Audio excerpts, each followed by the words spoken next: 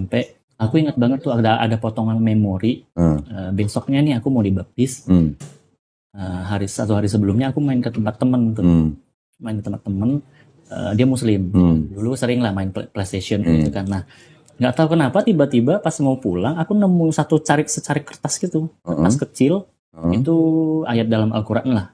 Loh, sobekan Quran gitu? Iya, sobekan satu kertas kecil yang apa tuh? Tulisan yang isinya nggak ada bahasa Indonesianya. Yang cetak atau tulisan orang? Dicetak. Oh, cetakan. Cetakan. Yang Berarti sobekan Quran? Nggak tahu. Apakah sobekan atau mungkin pamflet atau apa, nggak tahu. Oke, nggak tahu ya. Pokoknya ada secarik kertas. Itu isinya yang apa? Sesungguhnya agama yang diterima Allah Islam. Ali Imran ayat 19 itu. Waduh. Besoknya baptis. Nah, besoknya baptis aku sempat nanya ke pendeta. Oh. Pendeta, aku pas sebelum baptis kan di interview dulu, ditanya-tanya dulu lah ya, pastinya kan. Nah, aku tanya tuh ke dia, ke pendetanya, aku nemu ayat begitu di agama Islam. Kata pendetanya? Ya jawabannya nggak menjawab lah pokoknya. Intinya jawabannya pokoknya muter-muter sana sini lah. Intinya adalah ya kamu harus beriman, kamu harus percaya. Itu doang yang imani saja. Maksudnya akhirnya dalam 8 tahun ini akhirnya memutuskan, deg-degannya di situ kok. Setelah 8 tahun belajar Islamnya cuma lewat YouTube. Iya, belajar sendiri. Lama juga ya 8 tahun ya. Laman lu berarti daripada gua. Beda setahun. Tapi gua belajarnya juga nggak sampai 7 tahun full. Selama 7 tahun itu gua 5 tahun cuma mengamati doang. Ngeliat-ngeliat orangnya, muslimnya. Yang belajar bener-benernya 2 tahun.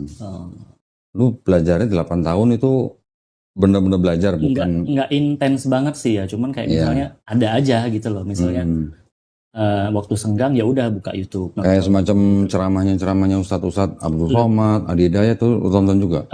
Itu biasanya kadang-kadang awalnya kan aku lebih ke Ahmad Didat, Zakir Naik itu. Nah kalau kayak ceramah-ceramah Ustadz kayak selingan. Oh, selingan. Kayak referensi lagi lah, ada tambahan ilmu Islam seperti apa. Si Ferry ini jadi Kristennya berapa tahun? Dari kecil apa enggak? Dari kecil. Oh, dari kecil? Dari kecil. Aku baptis itu waktu SMP. Oh. Gerejanya apa? Gerejanya non-karismatik sih. Non-karismatik? Gereja apa tuh? GKI? GKKB dulu. GKKB? Gereja Kristen Kalimantan Barat. Oh, ada ya? Gereja Kristen Kalimantan Barat. Berarti sih orang-orang Pontianak gitu? Sebenarnya dari sekolah sih kok. Oh, dari sekolah. Dari sekolah. Dari sekolah. Jadi ibaratnya kan dulu ngambil mempelajari maksud ke Kristen itu kan karena sekolah. Dulu karena sekolah itu ibaratnya tuh mau dapat nilai agama plus ke gereja. Gitu. Kalau nggak gereja nilainya kurang. Nggak ada plusnya lah. Oh, nggak ada plusnya. Hanya karena akademisnya dari hasil ujiannya ya udah segitu aja. Jadi kalau mau dapat nilai plus ke gereja. Nah dulu kan mikirnya ya udahlah, minggu juga bingung mau ngapain kan. Ya udah ke gereja lah, ke gereja ketemu lagi temen. Jadi dari TK, SD, SMP, SMA Kristen terus. Iya. Sekolahnya maksudnya? Iya. Oke. Kuliah? Kuliah masih Kristen. Kuliah universitas apa? Di Pontianak juga waktu itu. Loh, selama ini tinggalnya di Pontianak? Dulu. Sampai kelas berapa? Aku 2010 ke Jakarta. Oh, itu udah lulus kuliah? Iya, nggak lulus sih kuliahnya. 3 semester doang. 2010 pindah Jakarta. Kerja? Iya. Kerja apa? Sekarang apa? Sekarang aku di asuransi kok. Oh, asuransi? Iya. Asuransi apa? Di Manulife. Manulife ya? Iya. Iya. Manulife. Pernah dengar. Kirain itu apa namanya? Yang banyak itunya agennya apa namanya? Prudensial, bukan? Nanti jadi ini loh, kok lagi jadi promosi lagi. Gue dulu pernah jadi beberapa bulan gitu lah. Udah belajar 8 tahun, terus akhirnya sekarang baru berani menetapkan mau jadi muslim. Iya, karena aku mikirnya sampai kapan kan, maksudnya agama aku nggak jelas gitu kan. Ini momennya pas banget di bulan Ramadan, makanya kemarin kan sempat agak susah dapat di Melisa ya. Iya. Agak jadwal kodon di Padang. Iya. Jadi ya udahlah, aku mikir apalagi yang mau dipelajarin gitu loh. Maksudnya selama ini kan udah belajar cukup lah gitu loh. Kalau untuk teknis kan menurutku itu nanti seiring berjalan. Iya. Gitu maksudnya. Jadi aku mikir ya udahlah, aku boleh dibilang modal nekat juga bisa dibilang. Ya udahlah, mau apa lagi gitu loh. Maksudnya lu hidupmu mau kemana gitu. Ya selama ini juga diingetin juga lah sama temen-temen juga. Ya memang harus jelas lah mau apa. Selama ini kan aku selama 8 tahun juga nggak pernah ke gereja lagi kan. Oh, 8 tahun ini nggak pernah ke gereja? Ya, terakhir kali aku ingat banget terakhir kali aku ke gereja itu sebutin nggak apa-apa nih? Apa-apa. GBI ya. GBI mana? GBI Emporium. Tanya lagi. GBI Emporium itu terakhir kali aku masuk ke gereja tuh. Nah, gue juga dulu GBI. Waktu itu aku ingat banget tuh waktu aku masuk itu yang ada aku nggak bener-bener nggak bisa fokus ibadah. Yang ada aku cuma pelangak-pelongo. Cari cewek? Bukan. Bukan, kirain cari cewek. Kalau ngeliat maksudnya orang loncat-loncat ya kan, terus panggungnya megah, udah kayak konser, terus ibaratnya sampai nangis-nangis, terus bahasa roh segala macam. Aku dalam hati itu yang aku pikirin malah, ya apakah ini yang Tuhan mau gitu loh. Itu terakhir kali. Pernah bisa bahasa roh? Nggak bisa. Karena dari dulu kan aku non karismatik kan. Oh iya, dari non karismatik ke GBI ya pasti jauh beda ya. Berarti selama jadi Kristen juga udah nggak meresapi konsep ketuhanannya gitu ya? Dari kecil ya seperti sebagian orang lah kok. Maksudnya aku juga ya terima Kristen ya karena memang sekolah, orang dan tua. Ibaratnya ya seru gitu loh. Nah makanya sebenarnya aku kayak punya satu pemikiran, ya makasih mas. Iya. Punya satu pemikiran itu maksudnya apa? Kata orang kan semua agama benar gitu kan. Gitu. Baik. Ya baik benar gitu kan. Ya, aku mikir apa? Makasih ya mas ya. Berapa nih mas? Kopi akhir zaman. Iya kopi akhir zaman. Asik. Ngeri amat. Kopi akhir zaman. Ngeri amat. Gak apa-apa deh, yang penting syahadat dulu deh. Terus? Ya, tapi jujur loh kok. Aku kemarin itu pas aku dapat jadwal dari Ci Melisa, aku mimpi loh. Mimpi apa? Aku mimpi. Agak serem sih, tapi dalam mimpi aku nggak serem. Aku mimpi aku udah meninggal. Terus di mimpi itu aku dalam bentuk roh, tapi aku senang. Oh. Karena dalam bentuk ini beneran ini kemarin baru dapat jadwal dari Ci Melisa tuh, baru dapat jadwalnya malamnya langsung mimpi, nggak tahu ya ini malam lah ya. Maksudnya cuma cerita aja, Maksudnya aku keinget, oh iya ya kemarin ada mimpi begitu. Terus aku berbentuk roh, aku seneng karena aku inget, oh aku udah syahadat. Waduh. Iya beneran ya. Di dalam bentuk roh ya aku seneng gitu loh. Terus aku dalam bentuk roh, ini cuman mimpi ya maksudnya. Dalam bentuk roh aku deketin tuh keluargaku, teman-teman, ibaratnya kayak ngingetin mereka walaupun mereka nggak bisa denger gitu. Iya. Tapi dalam mimpi aku seneng gitu. Waduh. Mimpi udah meninggal tapi seneng karena udah syahadat katanya dalam mimpinya. Masya Allah. Baru kemarin tuh mimpinya. Ingat, iya. Waduh. Terus apa ya? Aku jadi keinget lagi waktu SMP, aku kan baptisnya SMP ya. SMP, aku ingat banget tuh ada potongan memori. Besoknya nih aku mau dibaptis. Satu hari sebelumnya aku main ke tempat temen tuh. Main ke tempat temen. Dia muslim. Dulu sering lah main PlayStation gitu kan. Nah, nggak tahu kenapa tiba-tiba pas mau pulang aku nemu secarik kertas gitu, kertas kecil. Itu ayat dalam Al-Quran lah. Loh, sobekan Quran gitu. Iya, sobekan satu kertas kecil yang apa tuh? Tulisan yang isinya nggak ada bahasa Indonesianya. Yang cetak atau tulisan orang? Dicetak. Oh, cetakan. Cetakan yang berarti sobekan Quran. Nggak tahu apakah sobekan atau mungkin pamflet atau apa, nggak tahu. Oke, nggak tahu ya, pokoknya ada secarik kertas itu isinya yang apa? Sesungguhnya agama yang diterima Allah Islam. Ali Imran ayat 19 itu. Waduh.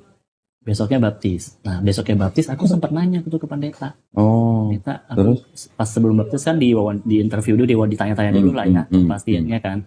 Nah, aku tanya tuh ke dia, ke pendetanya, aku nemu ayat begitu di agama Islam. Kata pendetanya? Ya jawabannya nggak menjawab lah pokoknya. Intinya jawabannya pokoknya muter-muter sana sini lah. Intinya adalah ya kamu harus beriman, kamu harus percaya. Itu doang yang imani saja. Gitu lah. Kamu harus bertumbuh. Dan aku mengingat banget kamu harus bertumbuh dalam iman. Itu kata-kata itu yang paling aku ingat sih. Yang lainnya tuh nggak jelas lah jawabannya. Ya itu berarti kan perjalanan ya. Tapi orang tuanya siapa? Ferry di mana? Di Jakarta apa di sebelumnya di Pontianak? Iya. Oke. Jakarta. Di Jakarta semua? Iya. Saudara-saudara semua di Jakarta? Iya, Jakarta. Orang tua udah tahu? Sebenarnya jujur aku nggak izin. Oh nggak izin?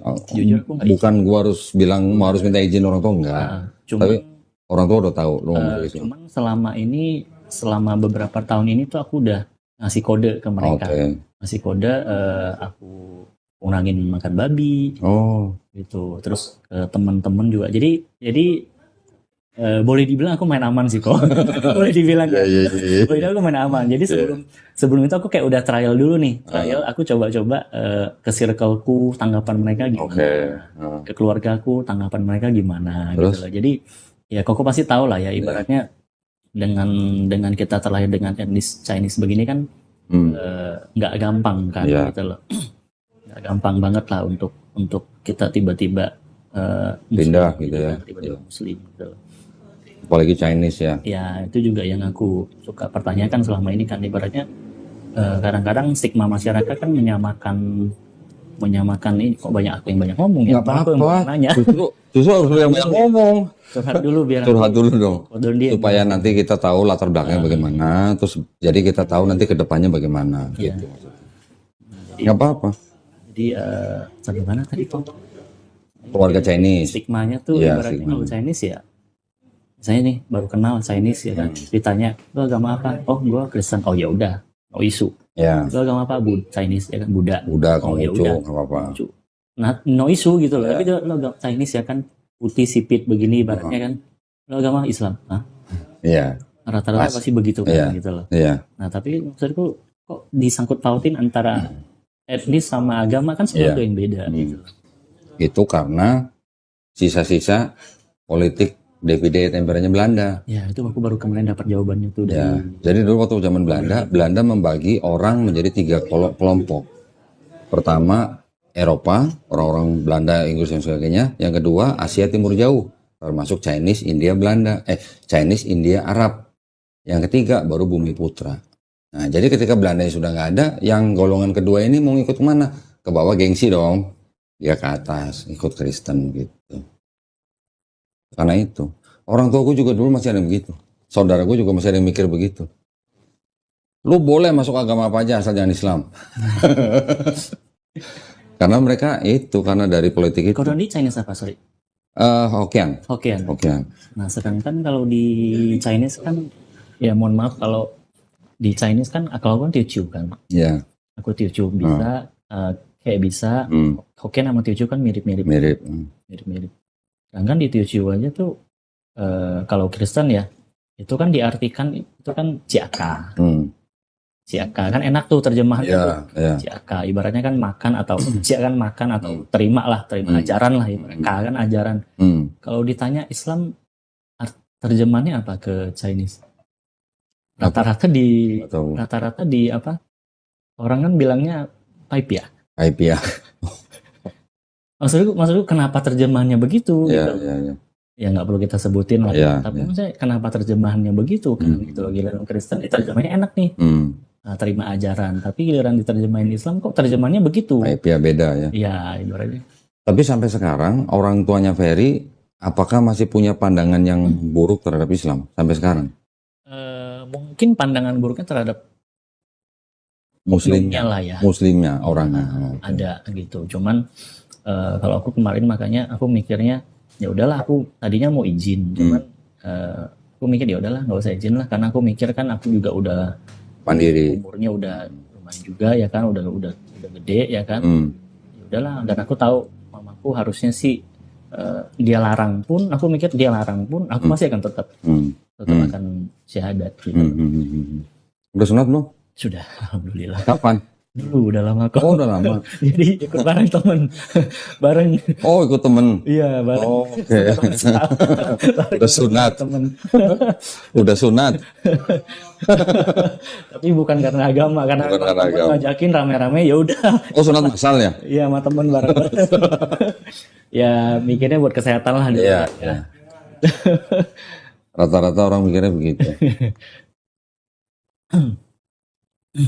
Ya. Berarti Ferry udah siap lah ya dengan segala konsekuensi dengan keluarga ya.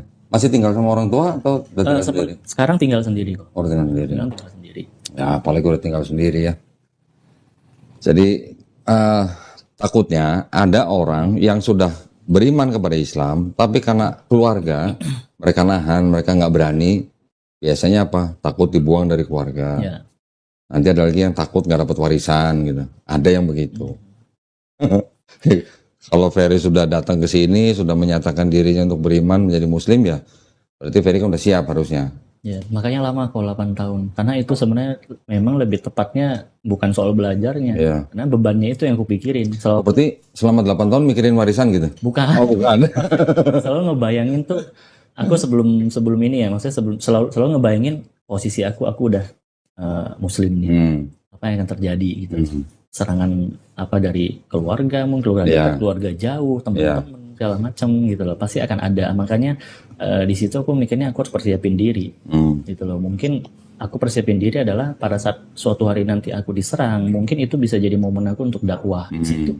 Justru malah momen kan ibaratnya. Lu kenapa sih? Saya lu gila atau apa? Sambat apa gitu loh kan. Kenapa tiba-tiba Islam kan gitu loh. Ya udah duduk dulu ya kan. Coba deh kitabnya gimana. Ajak ngobrol. Ya ajak ngobrol lah. Ibaratnya itu momen untuk dakwah lah. Aku mikirnya begitu loh. Kita nggak usah mentargetkan untuk mengislamkan siapa-siapa. Iya. Kita sudah menyampaikan udah cukup. Masalah dia terima nggak terima itu bukan urusan kita gitu. Keren ya. Alhamdulillah. 8 tahun nih.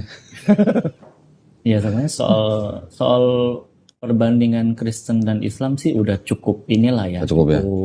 Cukup inilah, udah cukup ibaratnya cukup terjawab lah selama inilah. Itu ibaratnya videonya Ahmad Didat aja sampai aku udah bingung mau nonton video yang mana. Udah habis semua. Ya sampai yang baru yang mana yang belum aku nonton nih gitu. Gak ada yang baru, semuanya lama ya. Maksudnya yang belum diupload. Yang belum aku nonton yang mana lagi nih gitu loh. Gua ada kumpulan videonya almarhum Syekh Ahmad Didat. Boleh. Sekian banyak. Nanti kalau mau kopi boleh tuh kalau mau nonton lagi. Saya dengar dari Melisa katanya Ferry kan memang sudah mantep mau masuk Islam. Tapi kata Melisa katanya Ferry ada yang mau ditanya lagi, ada yang mau ditanya dulu gitu katanya. Iya, sebenarnya sih lebih banyak ke teknis sih kok. Oh, teknis. Kalau pertanyaan umum ya paling apa ya? Bukan akidah, bukan. Iya, kalau akidah sih udah konsep cukup inilah ya. Ketuhanan gitu. Tentang Yesus aku udah dari dulu juga pas aku udah berapa tahun ini tuh aku udah berdoanya tuh bukan ke Yesus, ke Allah lah, Allah Bapa atau apapun aku berdoa ke Allah bukan Yesus gitu. Selama ini jadi paling kayak mungkin apa ya apa yang bisa kau ditambahin mungkin buat aku supaya lebih ini lagi kayak aku kan juga beberapa kali sering nonton video juga kan soal kitab-kitab selama ini yang ada kakinya pas catatan kaki terus misalnya iblis yang berjasa sebenarnya ya kan kayak gitu. Cuma kan nggak semua video gue tonton nih di Kodondi itu karena panjang banget kok. Kalau ngomong sebentar kan nggak masuk. Karena gue cepetin biar dapat poin yang pentingnya nih gitu. Gue lagi ngedit video 8 jam nih. Kemarin ada yang 9 jam tapi dia belum mau ditayangin. Ini 8 jam nih. Ya gimana ya, kita tetap harus menyampaikan apa yang kita tahu. Kalau dulu dari almarhum Syekh Ahmad Didat kita sering mendengar atau sering menonton bahwa ya di dalam kitabnya saudara kita yang Kristen kan memang banyak masalah. Tapi dari situ semua yang paling saya ambil itu adalah masalah bukan konsep ketuhanan, bukan konsep keselamatan, tapi masalah dari kritik teksnya itu. Nah, kritik teks itu yang menjadikan saya ya seperti ini sekarang gitu.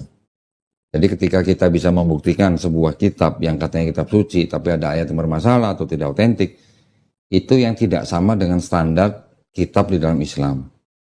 Islam kalau Quran kan udah jelas, itu istilahnya ayat-ayat itu yang sudah tersusun, itu istilahnya statusnya apa ya, mutawatir gitu lah. Mutawatir itu artinya semua orang udah tahu gitu pada saat itu. Ketika kita turun ke hadis, di hadis juga ada pembedaan, ada yang sohi, ada yang hasan, ada yang doif, ada yang maudu dan sebagainya. Jadi kita menggunakan hukum di dalam Islam itu harus hukum yang memang benar-benar dianggap otentik. Beda dengan di Kristen. Kalau di Kristen walaupun ayatnya bermasalah, tapi kan itu tidak menjadi suatu halangan buat orang Kristen untuk tetap beriman. Karena mereka menggunakan doktrin, bukan menggunakan dalil. Gitu. Itu yang membedakan. Kalau masalah agama-agama lain, sudah sempat belajar agama-agama yang lain nggak? Selain Kristen dan Islam? Jadi gini, awalnya itu kenapa aku belajarnya Islam? Karena Islam kan ibaratnya agama yang paling dekat lah sama Kristen. Oke. Agama lain, contoh kayak Buddha, itu kan ada konsep berhalanya. Berhala. Juga aku udah gak terima. Ya, sama reinkarnasi. Hindu segala macam ada berhalanya lah. Itu dari situ aja tuh aku udah nggak terima. Jadi aku nggak fokus ke situ. Konghucu? Konghucu juga berhala kok. Ada berhalanya. Tapi kalau kita pelajarin dari awal-awal ajarannya, mirip sama Islam sebenarnya. Konghucu. Tapi memang ada kitabnya kok. Ada, gue pernah baca. Lebih ke dari Konfusius bukan sih? Iya, ya mungkin ada gabungan lah ya. Ada Taoisme, ada Konfusionisme, ada mungkin gabungan. Gue sendiri juga nggak sampai ke dalam. Tapi yang kita bisa lihat sekarang kan Konghucu ini kan banyak masih menerima yang namanya perantara-perantara, yaitu dewa-dewa gitu. Ya, Buddha, Konghucu, Hindu ini kan mirip Buddha nggak sih kok? Kalau mau dibilang kemiripan, ada kemiripan. Tapi kalau Buddha kan dewa-dewanya kan mirip kan? Iya, dewa-dewa mirip. Tapi kalau Buddha kan mungkin konsepnya agak ada yang sedikit berbeda. Dia kan mengedepankan dharma-dharma. Lebih ke horizontal ya? Iya. Yang ke atasnya ini kayaknya kurang ditonjolkan gitu. Pernah tahu di dalam Buddha Tuhan itu namanya siapa? Enggak. Padahal KTP lu Buddha kan? Itu salah satu bukti. Ya, salah satu bukti di dalam Buddha konsep ketuhanan itu tidak dikedepankan, tapi ya lebih banyak mengedepankan dharma-dharmanya. Gitu. Gue aja kaget ketika tahu nama Tuhan dalam Buddha tuh Nirwana. Nirwana. Padahal orang awam taunya Nirwana kan surga. Ternyata bukan, Nirwana itu ternyata nama Tuhan dalam Buddha. Gue dengar dari pemuka agama Buddha sendiri loh. Nah kan berarti kan bukti kan. KTP-nya padahal Buddha. Nggak tahu. Ini dari keluarga kok. Dari keluarga, iya makanya. Nah, yang paling gue seneng di dalam Islam, konsepnya begini. Setiap manusia yang lahir, kita semua yang lahir, sebelum lahir kita tuh sudah bersyahadat, roh dan jiwa kita tuh udah bersyahadat bahwa penguasa kita, Tuhan kita adalah Allah SWT, Sang Pencipta. Tapi ketika kita lahir, kalau kita lahir di dalam keluarga Islam, ya alhamdulillah, ya kita masih terus menyembah Allah SWT. Tapi ketika kita lahir, ya contoh seperti kita lah, lahir di keluarga Chinese di Indonesia, yang pernah memakan hasil daripada politiknya Belanda, jadi sekarang begini nih, orang tua kita begitu kan pandangannya. Kita tidak tahu yang namanya Tuhan kita yang sebenarnya siapa. Nah, tapi ketika kita mendengar Islam, terus kemudian kita menerima Islam, sampai kita memeluk Islam, di dalam Islam itu kita memahaminya bahwa orang ini sebenarnya tidak pindah agama, tapi kembali ke fitrahnya. Karena ketika kita lahir, kita tuh fitrah sebenarnya. Fitrah itu adalah sifat asal manusia. Nah, jadi ketika orang masuk Islam, memeluk Islam, dia kembali ke fitrah. Kembali menjadi orang yang harus berserah diri hanya kepada penciptanya. Simpel banget. Dan sangat-sangat make sense gitu. Kalau kita percaya ada Tuhan, konsep di dalam Islam itu yang paling make sense. Itu. Bener nggak? Iya. Masuk di akal kan? Iya. Kepada siapa kita harus menyembah kalau bukan kepada pencipta kita? Menyembah kepada pencipta. Nah, sejarah peradaban manusia sekian ribu tahun, orang untuk mengenal penciptanya itu kan kadang-kadang melalui jalan yang beda-beda. Ada yang menyembah penciptanya lewat perantara, nanti ada patung, ada dewa dan sebagainya. Karena ketika orang zaman dulu melihat ada orang punya kemampuan lebih, dia dianggap punya sifat ilahi gitu. Timbullah penyembahan kepada dewa-dewa, dewa ini gitu. Jadi dalam Konghucu sendiri kan juga ada kan dibiarakan. Pernah dengar dewa dapur? Banyak dewanya. Banyak. Ya salah satunya adalah dewa dapur. Beras saja ada dewanya kan. Beras lah dewa. Ada yang namanya dewa dapur, dia ditaruhnya di belakang. Kenapa? Nah kayak gitu-gitu. Semua didewain. Ya, jadi kalau ketika ada sosok yang dianggap punya kelebihan dari manusia biasa, dia dianggap punya sifat ilahi, dianggap dewa. Dewa sama Tuhan kan bahasa Inggrisnya sama, God juga. Bedanya cuma G gede sama G kecil kan. Nah, tapi di Islam nggak ada konsep yang begitu. Semua manusia sama.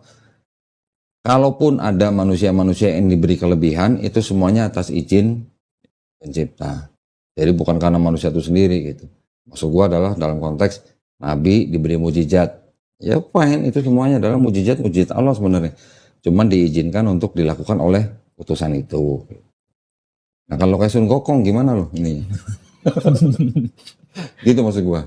Ya. Orang-orang zaman dulu akhirnya meninggikan orang atau yang sesuatu yang lebih dari manusia biasa menjadi dewa. Yang mau ditanyain apa soal teknis? Mungkin kalau bisa dijawab atau nanti setelah bersadar. Banyak sih kok kalau teknis kok. Boleh. Aku juga udah sambil ini sih sekarang. Soal hadis segala macam kan banyak juga kan cerita-ceritanya gitu loh. Kayak kemarin-kemarin tuh baru tahu juga kalau ternyata sholat itu jadi 5 waktu itu dinego sama Nabi Muhammad gitu. Terus tapi yang nyuruh nego bukan Nabi Muhammad sendiri loh. Nabi Musa alaihissalam. Terus kemarin nih baru dapat sampai nonton tuh merinding gitu kan. Ternyata ada konsep pengorbanan loh di Islam gitu. Pengorbanan gimana? Ibaratnya kan kalau di Kristen kan pengorbanan Yesus di atas kayu salib kan gitu. So, mereka kan mengedepankan konsep itu kan. Gitu. Nah, ternyata aku ketemu juga konsep di Islam dan ibaratnya Nabi Muhammad saking berkorbannya Nabi Muhammad sangat-sangat berkorban untuk umatnya. Gitu. Yang aku pelajari ya, koreksi kalau aku salah.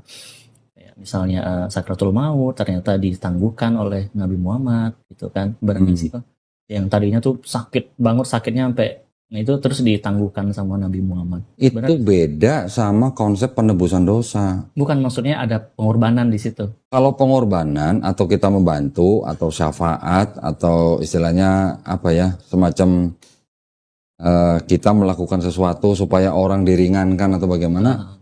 Itu kan beda dengan menebus dosa. Oh iya, maksud aku ada pengorbanan juga di situ. Yang kayak gitu masih ada, yang itu ada. Dan itu nggak ada salahnya kalau menurut saya sih. Nggak ada yang salah, salahnya di mana?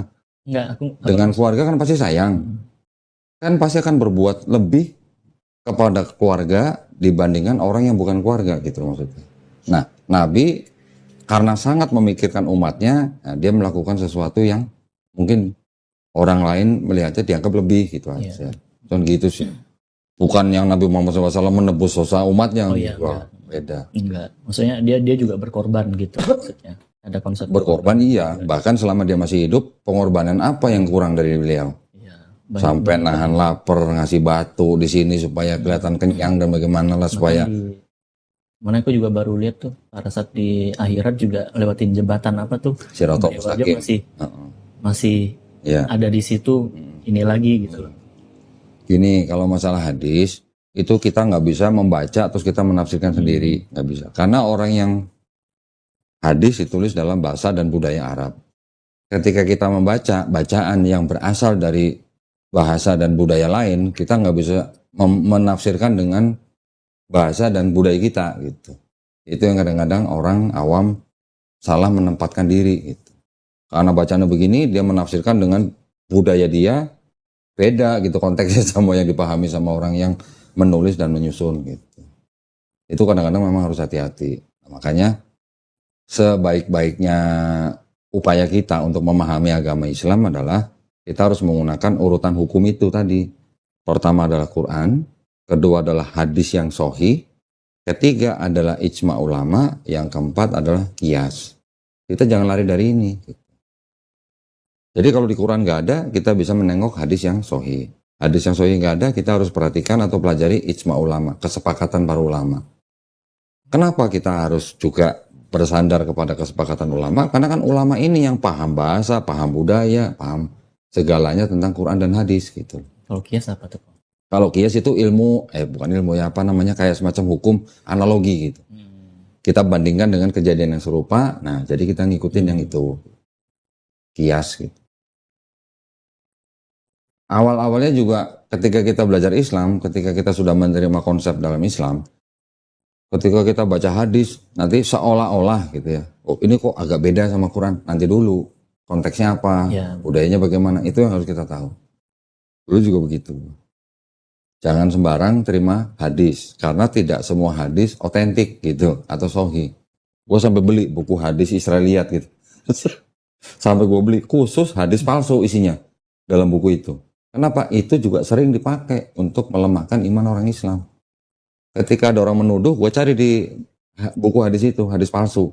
Kalau di situ ada, udah gampang jawabnya. Ini hadis palsu, ini hadis Israiliyat. Udah nggak usah pakai. Pada zaman Nabi masih hidup, Nabi aja melarang untuk sahabat-sahabatnya menulis ucapan dia pada saat itu. Kenapa? Karena Nabi takut tercampur dengan ayat-ayat Quran. Makanya hadis itu baru ada atau baru disusun dan ditulis 200 tahun setelah Nabi nggak ada. Kalau pada saat Nabi masih hidup sudah ditulis, sudah disusun, takutnya kecampur gitu loh sama ayat Quran. Walaupun di dalam hadis juga ada hadis yang namanya hadis qudsi, ya. Tapi kan hadis qudsi itu maksudnya Nabi Muhammad SAW juga menerima wahyu dari Allah SWT. Tapi wahyu itu bukan dalam ranah untuk dimasukkan dalam Quran gitu. Quran kita bisa bayangkan seperti undang-undang dasar gitu lah. Turunannya nanti ada undang-undang ini, ada peraturan pemerintah ini, ada segala macam. Butir-butirnya. Butir-butirnya itulah yang menjelaskan undang-undang dasar itu. Quran seperti undang-undang dasar, turunannya ini adalah yang hadis-hadis sahih yang kita harus pelajarin. Itu yang Ferry tadi sebut teknis gitu. Ya. Mungkin orang bilang ini contoh ya, yang paling gampang. Sekarang banyak orang Kristen mencoba melemahkan iman orang Islam dengan cara apa? Orang Islam mengaku pengikut Nabi Muhammad SAW. Katanya Nabi Muhammad SAW disunat. Tapi kenapa di Quran nggak ada ayat Nabi Muhammad SAW disunat gitu? Nah itu gimana tuh? Jawabannya gampang. Quran bukan buku catatan sunat gitu. Kalau mau buku catatan sunat ya larinya harus ke hadis. Gitu. Quran itu kan murni firman Allah. Firman Allah ngapain ngurusin Nabi Muhammad disunat tanggal berapa, bulan apa, tahun berapa? Itu bukan buku urusan untuk catatan sunat. Bukan juga buku catatan sipil gitu istilahnya. Si ini anaknya siapa, silsilah. Bukan. Kenapa orang Kristen begitu? Karena kitab mereka begitu. Di dalam kitab mereka ada catatan silsilah orang, ada orang disunat, ada ini. Itu dipakai menjadi standar mereka untuk menyerang Islam gitu. Nah sekarang kalau mau dibalikin, di dalam Bible mereka juga nggak ditulis Nabi Musa alaihissalam disunat. Ya. Tapi mereka percaya Nabi Musa disunat kan? Kita juga percaya Nabi Musa alaihissalam pasti disunat. Karena sudah ngikutin siapa? Bilang Ibrahim. Nah, apa kita harus cari ayat Quran kalau Nabi Muhammad SAW disunat? Nggak ada urusannya. Quran bukan buku catatan sunat gitu. Tinggal baca aja di hadis. Karena kan tadi saya bilang hukum Islam ada 4. Tinggal sesuai urutannya aja. Kalau di Quran nggak ada, cari di hadis. Kalau di hadis nggak ada, kita bisa juga baca Sirah Nabawi. Di Sirah Nabawi lebih lengkap. Gitu. Nah, ketika di hadis nggak ada, barulah kita ke Ijma Ulama. Ijma Ulama ini baru nanti yang bisa menyimpulkan dari hadis tertentu. Mereka membandingkan hadis ini dengan hadis ini, yang lain. Baru nanti ulama bisa menyimpulkan atau membuat kesepakatan. Gitu aja. Sampai orang Kristen bikin video, waduh, ada orang keluar dari Islam masuk Kristen gara-gara apa? Gara-gara Nabi Muhammad SAW katanya nggak disunat. Berarti dia kurang baca gitu aja, susah amat. Katanya di Quran nggak ada Nabi Muhammad SAW disunat, berarti dia nggak tahu yang namanya hadis-hadis atau apa. Itu aja. Tapi yang aku ketemu juga rata-rata yang murtad dari Islam itu karena nyaman sih kok. Karena nyaman. Biasanya karena begitu. Ya memang kita nggak pungkirin. Kita sama-sama orang yang pernah di dalam gereja lama, bukan setahun 2 tahun. Kita memang tahu di dalam gereja memang kita merasanya nyaman. Udah gitu seminggu cuma sekali, ya kan? Ketika ke gereja juga cuma nyanyi-nyanyi gitu.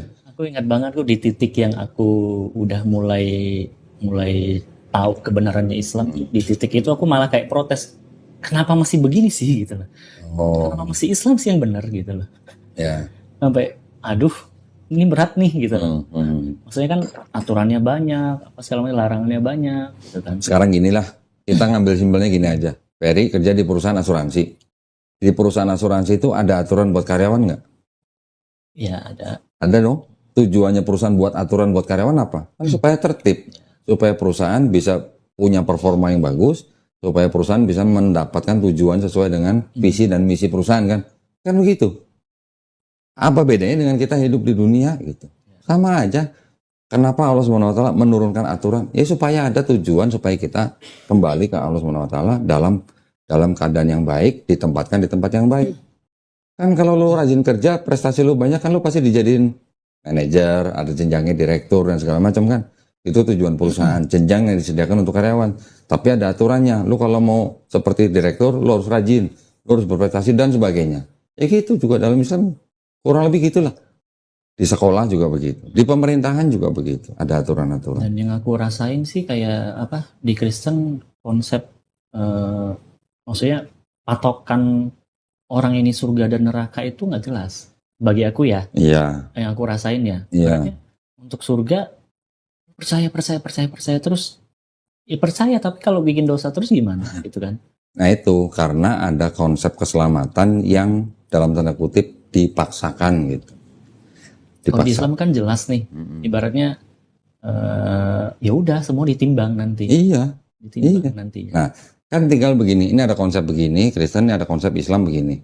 Kita sebagai orang yang bukan Kristen dan bukan Islam, memang kembali kepada keyakinan. Tetapi selain kepada keyakinan kan juga ada logika. Nah, di dalam membandingkan itu kan kita jangan hanya menggunakan perasaan, harus menggunakan logika juga. Yang mana yang fair gitu. Sekarang kalau lu bilang, jangan lu mengaku Yesus sebagai Tuhan dan Juru Selamat, lu masuk surga. Di Kristen kan begitu. Kira-kira Hitler masuk surga enggak gitu? Ini kalau dia percaya ya. Iya. Harusnya surga dong. Hitler Kristen loh. Iya. Hitler Kristen dan dia percaya Yesus Tuhan. Harusnya dengan rumusan seperti ini dia masuk surga apa masuk neraka gitu. Itu makanya banyak jawaban yang aku dapat jawabannya dari Islam kok. Nah. Dapat jawabannya semua dari keraguan-keraguan aku dari dulu tuh, pertanyaan-pertanyaan muncul tuh nggak dapat jawaban apapun dari Kristen. Jawabannya ngambang gitu kan. Malah dapat jawaban yang pasti jelas itu dari Islam. Rata-rata. Sama berarti. Gue juga dulu begitu. Karena ketika kita masih beriman tapi begitu kita menggunakan akal, mentok. Ketika kita mentok, dikasih jawabannya apa? Imani saja. Ya kan, bertumbuh dalam iman. Kalau baik bertanya artinya kamu tidak beriman. Gimana? Ujung-ujungnya gitu doang. Ujung-ujungnya begitu. Karena nggak usah pendetanya yang menciptakan atau yang yang menciptakan lah konsep Trinitas itu sendiri. Mereka sebenarnya kan pada waktu itu mereka juga mengadopsi konsep-konsep yang sudah ada sebelumnya. Bukan ajaran yang benar-benar baru gitu. Mengadopsi. Cuman karena mereka masih mau disebut sebagai agama monoteis, masih disebut sebagai agama samawi dan agama abrahamik, mereka menggunakan konsep Yahudi tapi dikombin gitu. Di Islam yang tidak begitu. Islam justru yang boleh dikatakan apa ya? Mengoreksi. Nah, walaupun Islam juga membenarkan ada yang disebut dengan kitab Taurat, kitab Jabur, kitab Injil, tapi kitab bukan harus berbentuk buku ya. Hukum ketetapan yang diturunkan pada bangsa Israel. Di Islam itu kita yang membenarkan, mengoreksi, dan menjelaskan. Aku kadang mikirnya gini loh, Kong. Contoh misalnya, anggaplah ada orang ambil barang nih dari China nih, ya kan? Masuk nih barangnya nih, laku nih, laku. Habis itu kita lihat nih pedagang-pedagang lain nih, barang ini laku nih. Ya udah, mau tinggal kontak, terus lu bikin yang mirip sama, harganya lebih murah nih, lu datangin. Terus? Kayak gitu gak sih? Aku mikirnya gitu loh kok. Pada saat itu gitu maksudnya? Pada saat Kristen mulai jadi gitu? Bisa jadi. Kayak gitu gak sih kok? Bisa jadi karena bangsa-bangsa di sekitar situ, yang saya maksud dengan sekitar situ adalah daerah Mediterranean. Mediterranean itu ya mulai dari Eropa, terus daerah Asia kecil sampai ke Palestina sampai ke Mesir, itu yang disebut dengan Mediterranean. Karena ada laut namanya Laut Mediterranean. Laut yang nantinya menyambung ke Laut Pasifik, yang di Quran ada disebut bahwa laut itu tidak akan dapat bersatu. Di daerah Mediterranean itu selama ribuan tahun orang sudah terbiasa menyembah Tuhan yang triad. Sebut aja daerah mana. Sumeria menyembah 3 Tuhan tapi satu tapi 3. Persia begitu, Babilonia begitu, India pun begitu, ada Trimurti. Di Mesir juga begitu, di Eropa juga menyembah dewa-dewa yang dianggap 3. Walaupun mungkin badannya 1, tetap aja kepalanya 3, gitu, mukanya 3. Semuanya orang-orang selama ribuan tahun sudah menyembah Tuhan yang triad. Ketika ada timbul agama baru, lu kalau beda sendiri, kan nggak mudah diterima. Nah, dia mengadopsi orang-orang yang sudah ikut sebelumnya gitu. Sorry ya bentar ya. Ya. Assalamualaikum, kok. Ya kok, gimana? Lagi ada tamu? Heeh. Heeh, heeh. Heluk gua lagi dicopot kok. Lagi nggak jalan udah berapa bulan. Iya, aki sama ada cari barangnya susah bener. Jadi mobil nggak jalan nih Hilux. Iya. Aki aja mau copot. Mau Oh yang banjir-banjir itu ya? Apa? Oh, ya. Lagi nggak jalan mobilnya kok. Tadi di mana? Oh, oke, alhamdulillah. Alhamdulillah. Ya, asik. Yang itu di tempat Ustadz Fadlan.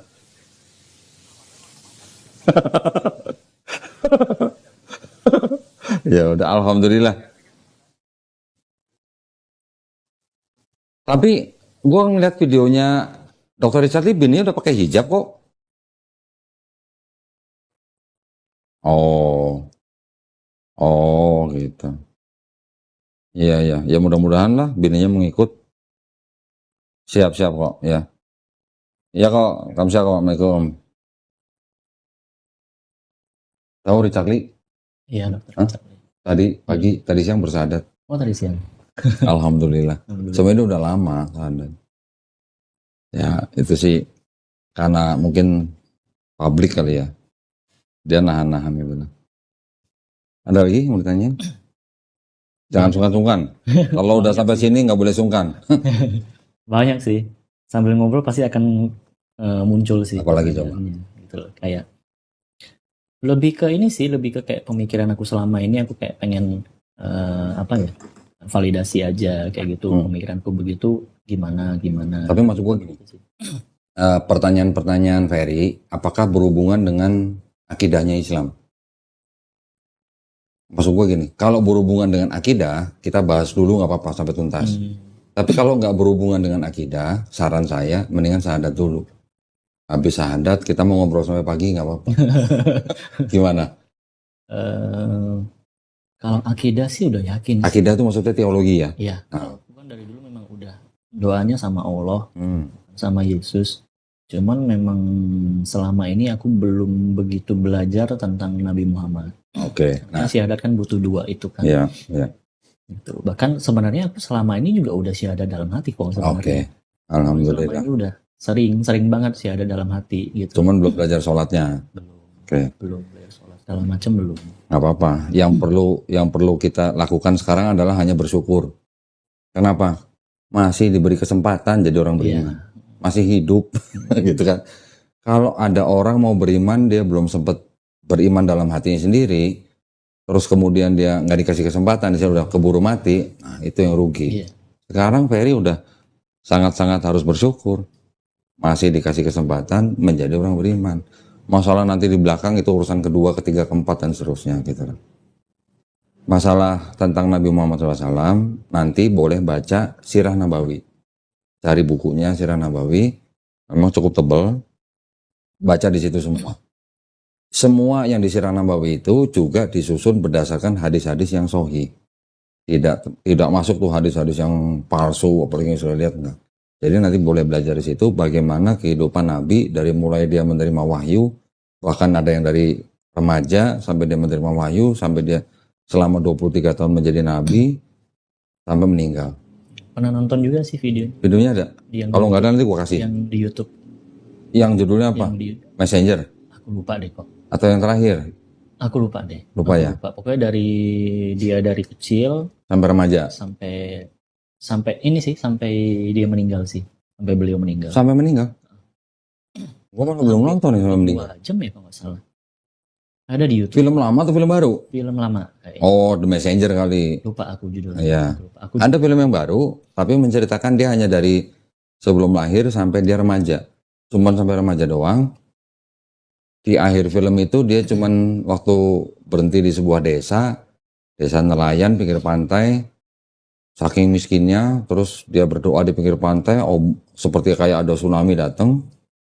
Tapi ketika tsunami nyampe ke desa itu, nggak menghancurkan desanya, cuman bawa ombaknya aja. Begitu ombaknya pecah di pantai, yang berserakan ikan-ikan. Wow, jadi ikan-ikan itu diambil sama penduduk. Cuman sampai situ doang selesai gitu. Belum ada lanjutannya lagi. Mendingan kan saran saya kalau untuk lebih mengenal Nabi Muhammad SAW, baca Sirah Nabawi. Nanti boleh saya bantulah cari bukunya apa yang bagus. Ya. Apalagi ya kalau ya paling Sirah Nabawi sama banyak baca hadis gitu aja. Kebanyakan yang di dalam hadis juga ada di dalam Sirah Nabawi itu. Iya, sebenarnya kalau perbandingan Kristen sama Islam sih udah cukup banyak sih Udah tahu ya? yang aku cari sih kalau selama ini. Pas nonton video Kodondi juga udah cocok nih gitu loh. Ada tambah-tambahan kayak itu iblis berjasa apa segala macem. Logika berpikir kan gitu loh. Ya kalau dengan logika begitu kan sebenarnya kan make sense kan? Iya. Pertanyaan gue masih make sense nggak? Iya. Make sense kan? Iya.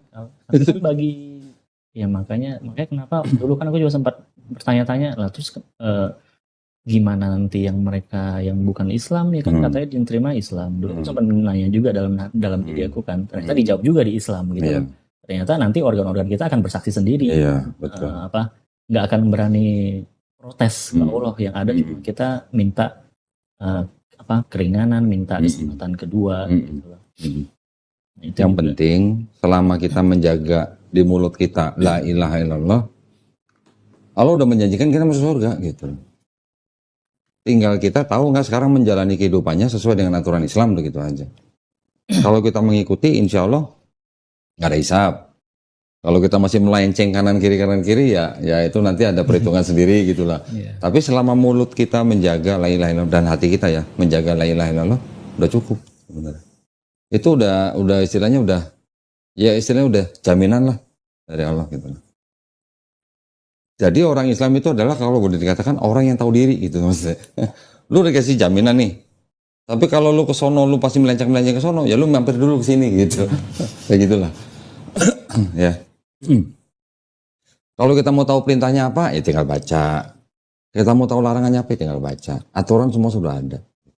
Tapi rukun Islam, rukun iman udah tahu semua. Tahu, rukun Islam 5 ya. Rukun iman udah tahu semua. Yang beriman kepada Allah SWT, malaikatnya, kitabnya, nabinya, hari akhir, dan qadar. Udah tahu ya. Di Islam juga yang saya meresap gitu ya dalam hati ya. Di Islam kita kan harus percaya namanya takdir mutlaknya. Kita kan nggak bisa milih mau lahir jadi orang Cina, setan lagi. Kan nggak bisa pilih kan. Tahu kita udah lahir jadi orang Cina, setan lagi gitu kan. Lagi warga gede. Nah itu yang di dalam Islam ada jawabannya.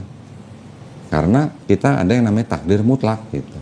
Kita udah ditakdirkan lahir di suku ras apa, bangsa apa, rezeki kita udah diukur, umur kita udah ditaker gitu-gitu semua. Itu jawabannya di Islam. Coba kalau mohon maaf ya, di Kristen. Tuhannya aja mengambil bentuk ras tertentu gitu. Nah, gue sebagai orang Cina kan ngiri, gue juga pengen punya Tuhan ras Cina gitu kan, ibaratnya gitu. Nah, di Islam, semua ras, semua suku menyembah Tuhan yang satu, yang tidak mengambil ras tertentu. Di Islam, Allah SWT sendiri udah bilang, udah berfirman maksudnya. Allah SWT menciptakan manusia dengan suku dan ras yang berbeda-beda. Tujuannya kan untuk apa? Saling mengenal, saling berta'aruf. Di Kristen kutukan. Banyak bahasa itu karena kutukan. Nah itu. Terus juga wanita melahirkan kutukan. Ya di konsep. Di Islam malah ini kan malah dosa-dosanya ibaratnya anugerah lah, dosa-dosanya dihapuskan. Betul. Kayak sakit juga kan. Di Islam kita kalau sakit malah kita bersyukur dosa-dosa kita lagi dibersihin. Maka itu yang aku suka juga sih kalau di Islam tuh bener-bener memang aturannya ketat, tapi yang aku rasain Allah tuh ngasih banyak banget jalan kita untuk dapat pahala. Ya, bener. Banyak banget jalannya ternyata. Dan sebenarnya sikap kita sebagai orang Islam, ketika kita mengetahui perintah dan larangan dari Allah SWT, kita harus mempelajari dulu perintah ini untuk apa, larangan ini untuk apa, gitu. Perintah ini mungkin nggak berat atau membebani kita atau buruk buat kita, kan nggak mungkin. Belum keluarga kan? Belum. Nanti kalau udah punya anak, pasti kan lu mau kasih aturan buat anak lu dong. Iya dong. Anak kita, orang yang kita sayangi, kan kita harus kasih aturan supaya anak itu tidak celaka misalnya. Anak itu supaya nurut dengan kita, aturannya apa? Dikasih aturan. Jadi di Islam juga gitu. Karena Allah Maha Pengasih, Maha Penyayang kepada kita, kita dikasih aturan. Nah kalau yang nggak dikasih aturan, terus kita hidupnya mau kemana gitu. Simpelnya gitu doang sebenarnya dalam Islam. Kalau ada orang yang melihat Islam agama yang ribet gitu, berarti dia nggak tahu tujuan perintah itu apa, tujuan larangan itu apa. Sesimpel itu sebenarnya. Orang mau masuk Islam, nggak mau ribet, harus sholat, nungging-nungging. Ada yang bilang gitu kan. Nah, sekarang Allah SWT memerintahkan manusia ciptanya untuk sholat, tujuannya apakah buat Allah?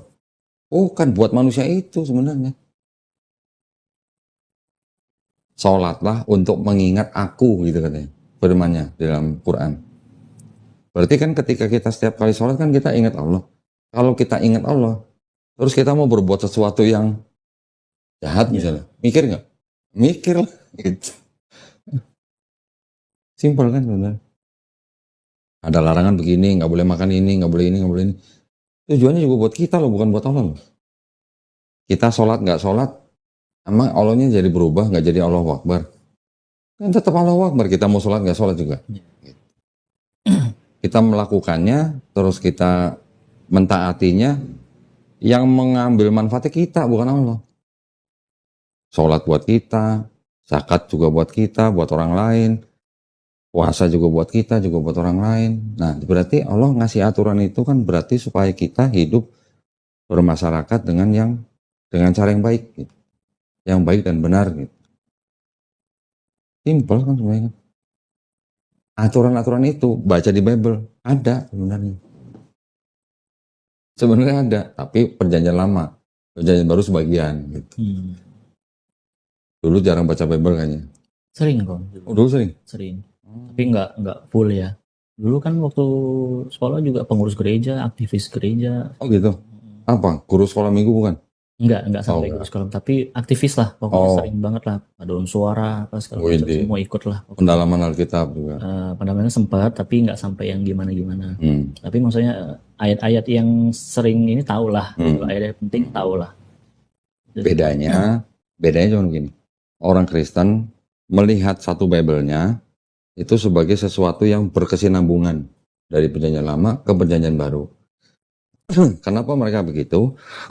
Karena mereka sudah didoktrin bahwa perjanjian lama inilah sebelum Yesus, ketika Yesus hukumnya berubah gitu.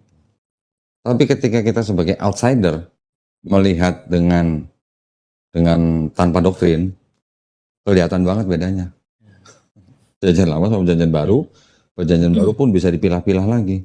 Mana yang Yesus, mana yang Paulus gitu. Itu yang gue lakuin tuh.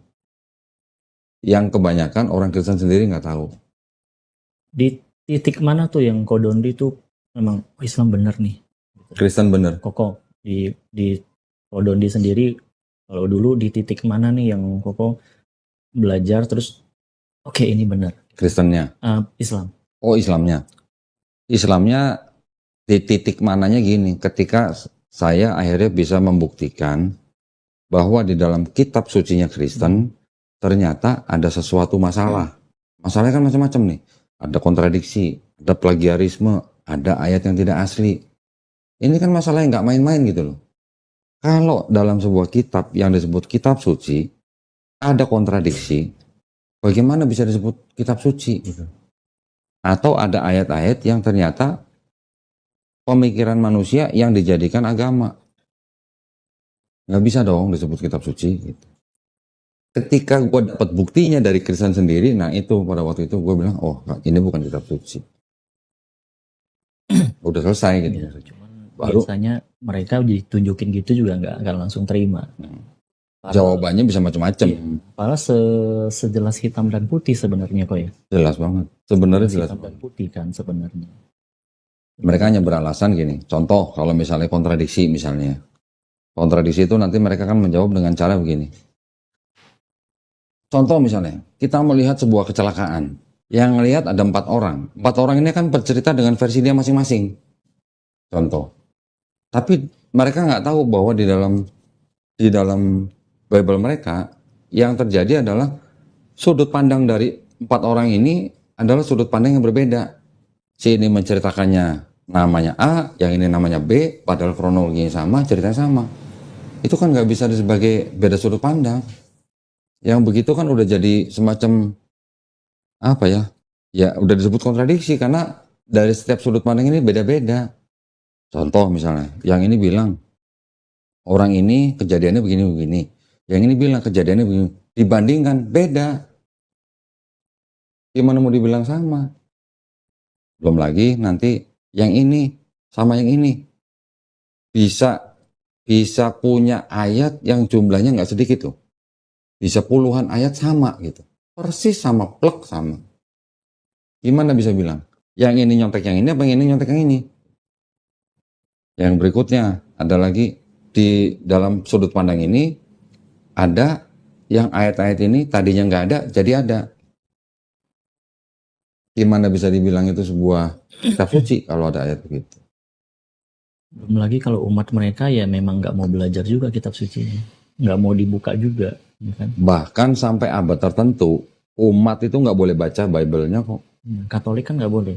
Sampai abad tertentu ya. Sekarang sudah boleh. Zaman dulu umat nggak boleh baca. Yang boleh baca cuma pendetanya doang di depan umat ya. Mereka mau baca aja nggak boleh. Sampai ada yang disebut kitab-kitab apokrifa. Zaman dulu mereka nggak boleh baca. Artinya dirahasiakan gitu. Balik lagi ada kepentingan di situ. Nah, kalau nggak ada kepentingan apa? Kalau namanya agama yang benar kan harusnya malah disebarkan. Kalau di Islam kan sebaliknya. Anak-anak kecil kita udah latih untuk baca Quran, untuk hafal Quran. Malah kita buka seluas-luasnya kan. Dan mau nanya silakan nanya. Silakan. Iya. Tanya sampai sejelas-jelasnya. Nah sekarang kalau ada kitab yang tidak diperdagangkan gimana? Kaki. Tidak diperdagangkan berarti umatnya nggak boleh baca kan? Ya memang zaman sekarang makin kembang. Yang seperti itu sekarang kita bisa lihat di handphone. Ada, oh bisa baca. Ya sudah. Kalau udah jelas gitu loh. Udah terang benderang gitu. Mau apa lagi? Ya kan? Kalau masalah akidah udah nggak ada masalah, sebaiknya kita sadar dulu. Nanti habis itu kita ngobrol lagi. Boleh. Ya, gitu ya. Kita siapin dulu ya. Enggak.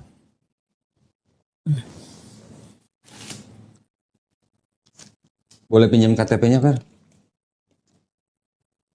Buat ngecek ini apa suratnya.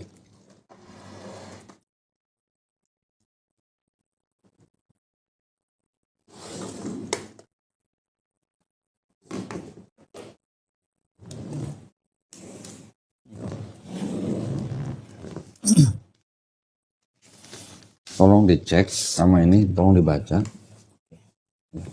Kalau ada yang kurang berkenan, boleh kita diskusiin dulu. Oh, ada sertifikat langsungnya.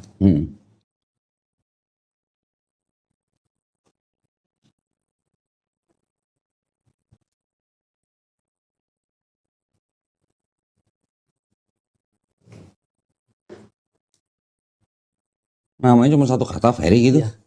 Pelit amat orang tua lu. Tadi mau diubah. Nama cuma Ferry doang, nggak punya marga gitu. Tadi mau diubah tambahin Tan. Ya udah orang mah Ferry Tan gitu ya harusnya. Oh nanti beda sama paspor nanti ini lagi. Iya, masalah lagi. Jenazah. Ya, Oke. Nggak ada masalah. No. Yang ini bersedia, sementara tidak bersedia atau tidak bersedia? Nomor 6. Oh, video ya. Video ini ditayangkan bersedia atau enggak? Ada omongan kita gimana kan? Nggak ada masalah kan? Kenapa kita nanya begini? Takutnya kan keluarga atau maksudnya aku nggak ada salah ngomong gimana kan? Enggak, salah ngomong apa? Ya udah bersedia. Nggak apa-apa ya. Kalau bersedia berarti yang ini coret ya. Ini juga dicoret ya. Ya. Ditanda tangan di atas materai sama nama. Ini nama sama nomor ini udah benar ya? Nama alamat udah benar. Ya. Oke.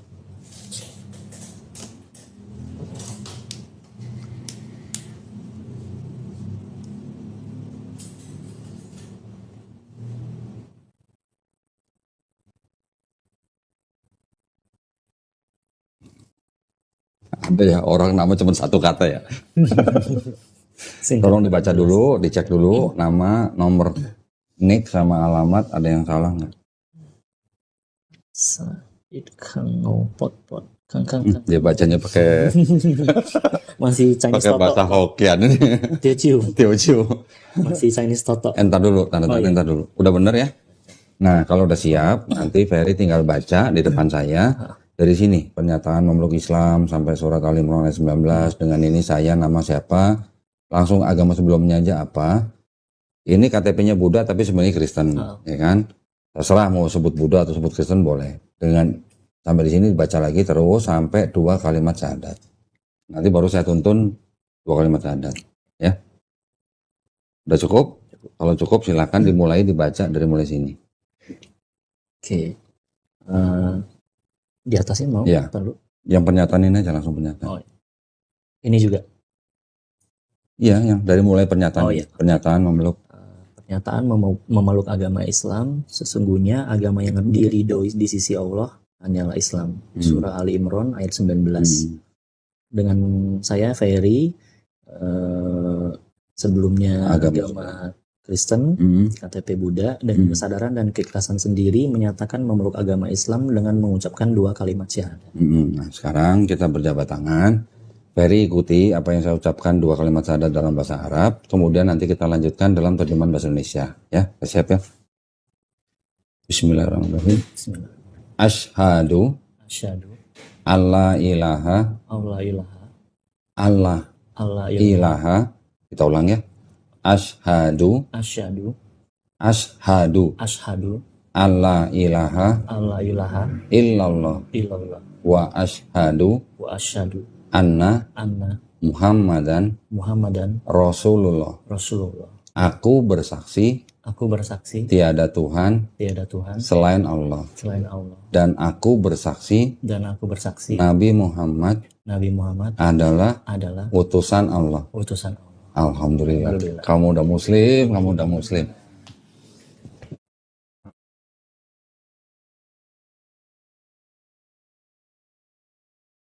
Alhamdulillah. Nah, ini tolong ditanda tangan di atas materai sama nama ya.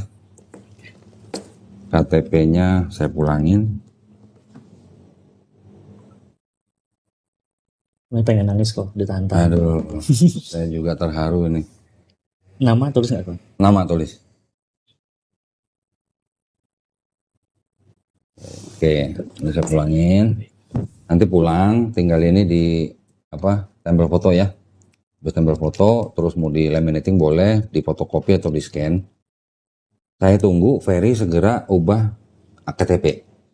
Ya. Ini di kelurahan cari petugas Dukcapil atau coba pakai aplikasi namanya Alpukat di Android. Boleh cari. Nanti tinggal KTP diupload sama ini surat pernyataan masuk Islam juga diupload sama kakak. Nggak sampai sehari jadi. Nanti kalau KTP kakak juga diubah juga ya. Iya. Satu paketnya. Satu paket. Nanti kalau udah jadi KTP yang baru segera masih izin dulu tuh kakak ambil dulu. Di foto aja jadi PDF aja. Nanti kalau udah jadi KTP yang baru segera kirim kita. Ya, nanti setelah itu kita baru mulai program pembinaan. Kita di sini langsung kasih sertifikat ini gunanya adalah untuk segera mengganti keterangan agama di KTP. Okay. Ya. Jadi kalau ada apa-apa, Ferry udah tanggung jawab kita. Kalau ada apa-apa, ya, udah tanggung jawab kita atau tanggung jawab umat Islam. Jadi umat Islam berhak gitu loh untuk ngurus sesuatu yang berkenaan dengan Ferry sesuai dengan hukum Islam. Itu aja tujuannya sebenarnya. Masalah pembinaan nanti sambil jalan. Misalnya nanti ada masalah mau rubah KTP-nya belum bisa atau apa, informasi ke kita. Program pembinaan kita bisa langsung jalan, ya. Tapi dicoba dulu dengan ke kelurahan, ke petugas Dukcapil atau menggunakan aplikasi Alpukat, ya. Oke, ini saya serahkan di sini. Saya masukin sini ya. Ya. Jadi Ferry nanti sudah jadi bagian daripada kita dalam maksud program pembinaan. Karena orang Islam yang berasal dari tempat kita wajib membina gitu. Seminggu 2 kali ya Pak? Seminggu 2 kali ya. Ini ada beberapa buku. Tunggu sebentar.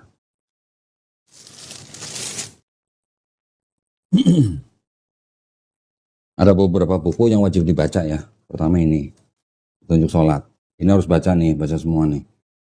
Ini ada buku kecil sifat sholat Nabi Muhammad SAW. Ini ada buku untuk bacaan juz amma ya. Ini juga ada buku Iqra. Nah, nanti dari Iqra ini jembatan untuk Ferry bisa baca Quran ya. Nah, nanti guru yang kita kirim ke rumah Ferry ngajarin ini sambil ngajarin sholat dan sebagainya ya. Ini juga ada Quran, persembahan dari Quran Al-Qosbah nih. Nah ya, ini juga persembahan dari penonton channel Donitan buat orang-orang yang baru masuk Islam. Nanti tolong dipelajarin bagaimana adab memegang mushaf Quran ya. 1, berwudu dan tempatkan Quran di tempat yang paling baik, jangan taruh sembarangan ya.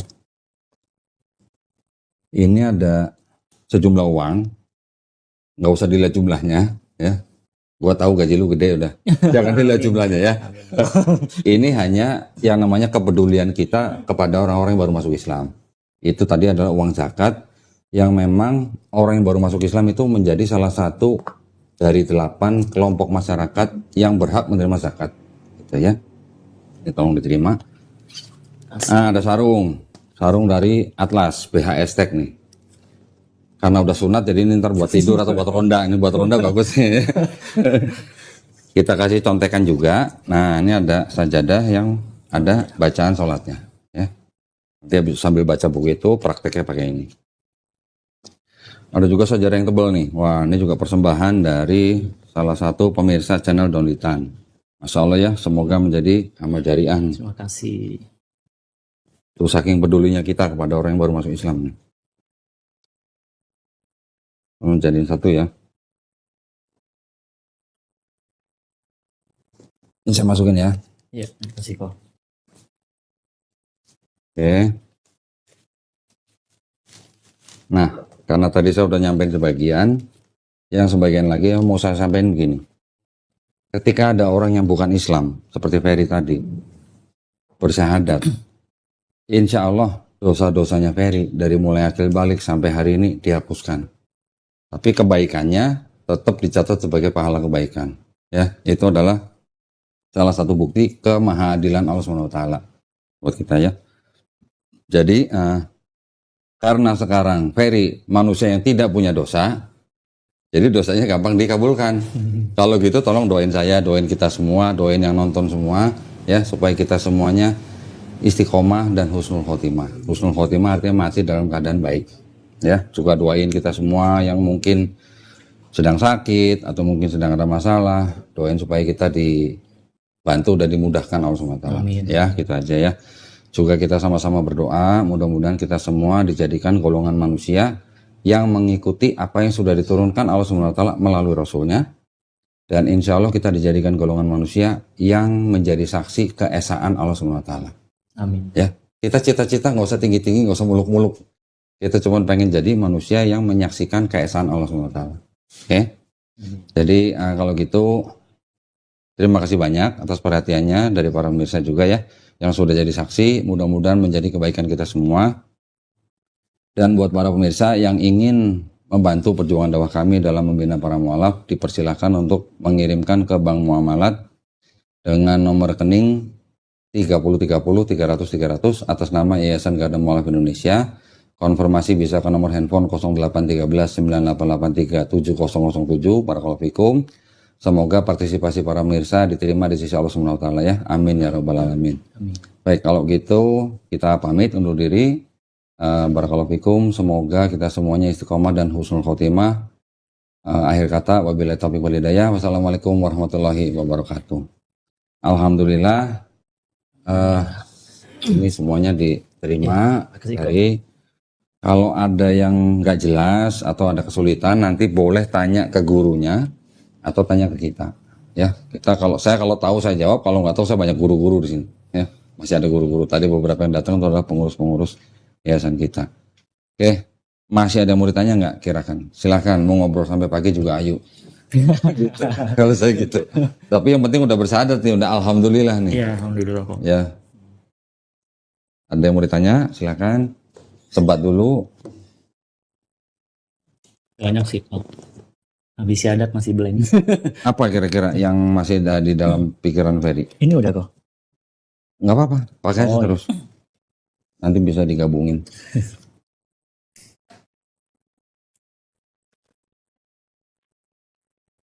Kira-kira apa yang mau ditanya? Masih ngeblank. Soalnya penantian 8 tahun. 8 tahun ya. Jadi yang udah dipelajarin malah ini, apa namanya, malah nggak keinget gitu. Ya sebenarnya nanti lebih banyak teknisnya sih. Lebih banyak teknisnya memang. Untuk perbandingan sih udah yakin lah selama ini. Teknis itu maksudnya teknis dalam menjalankan Ya, ibadah. Islam. Oke. Ya, aturan-aturannya kan Ya. yang aku lihat kan memang banyak ya. Memang banyak dan bagus sebenarnya kan. Itu pun makanya kenapa kita dibilang bukan manusia sempurna, kita nggak akan bisa ngikutin semua gitu. Iya.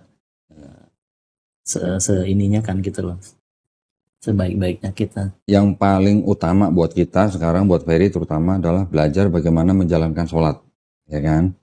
Nanti jangan lupa pulang dari sini, pulang sampai rumah mandi. Mandinya seperti biasa, mandi, basahin semua. Tapi sebelum mandi, niatnya adalah aku berniat mandi besar untuk menghilangkan hadas besar lillahi ta'ala. Udah gitu aja. Jadi itu adalah mandi sebagai apa? Menghilangkan hadas besar, itu menghilangkan yang najis-najis, ya. Setelah itu baru belajar sholat dan segala macam.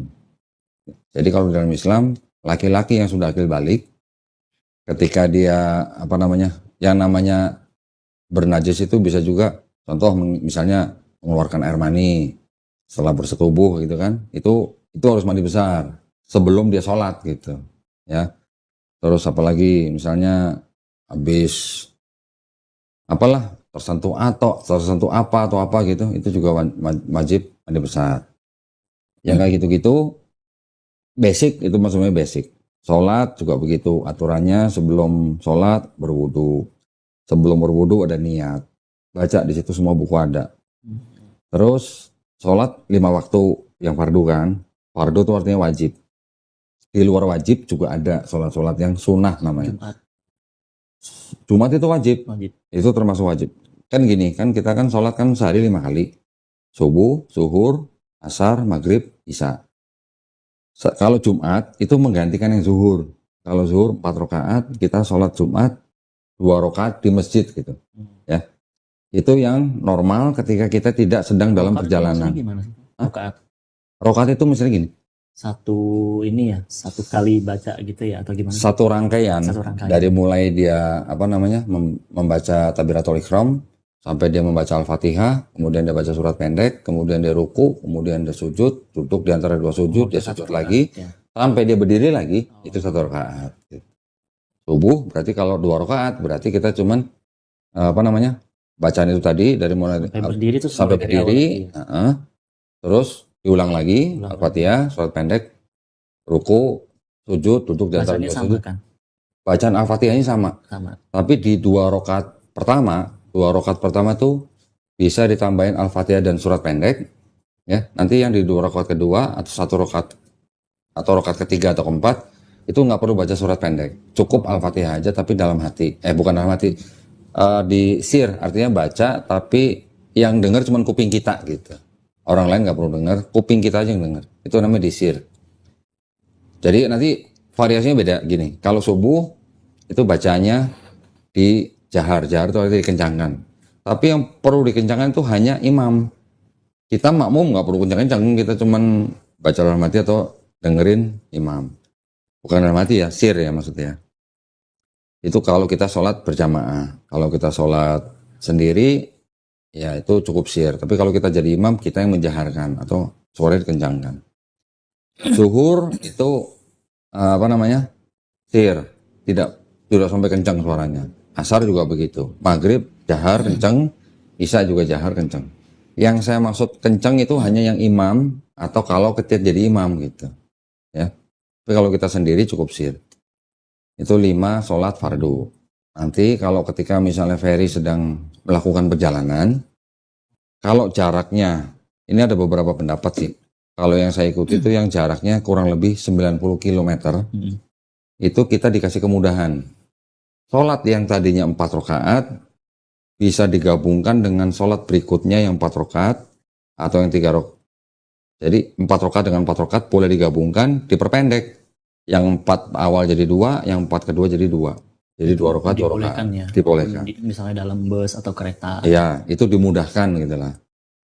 Kalau yang bisa dijamak, itu namanya dijamak ya, digabungkan dan diperpendek itu namanya dikosor. Yang di kodok ya atau apa sih namanya? Kodok lain lagi. Beda. Ini jamak kosor itu artinya 2 sholat yang digabungkan dan diperpendek. Jamak kosor. Yang bisa dijamak kosor itu sholat zuhur dan asar serta sholat maghrib dan isya. Yang subuh nggak boleh. Oke. Itu namanya jamak kosor. Kalau yang kodok itu artinya gini. Misalnya lupa. Udah sholat, misalnya udah azan misalnya. Tapi sedang mengerjakan sesuatu sampai dia lupa gitu.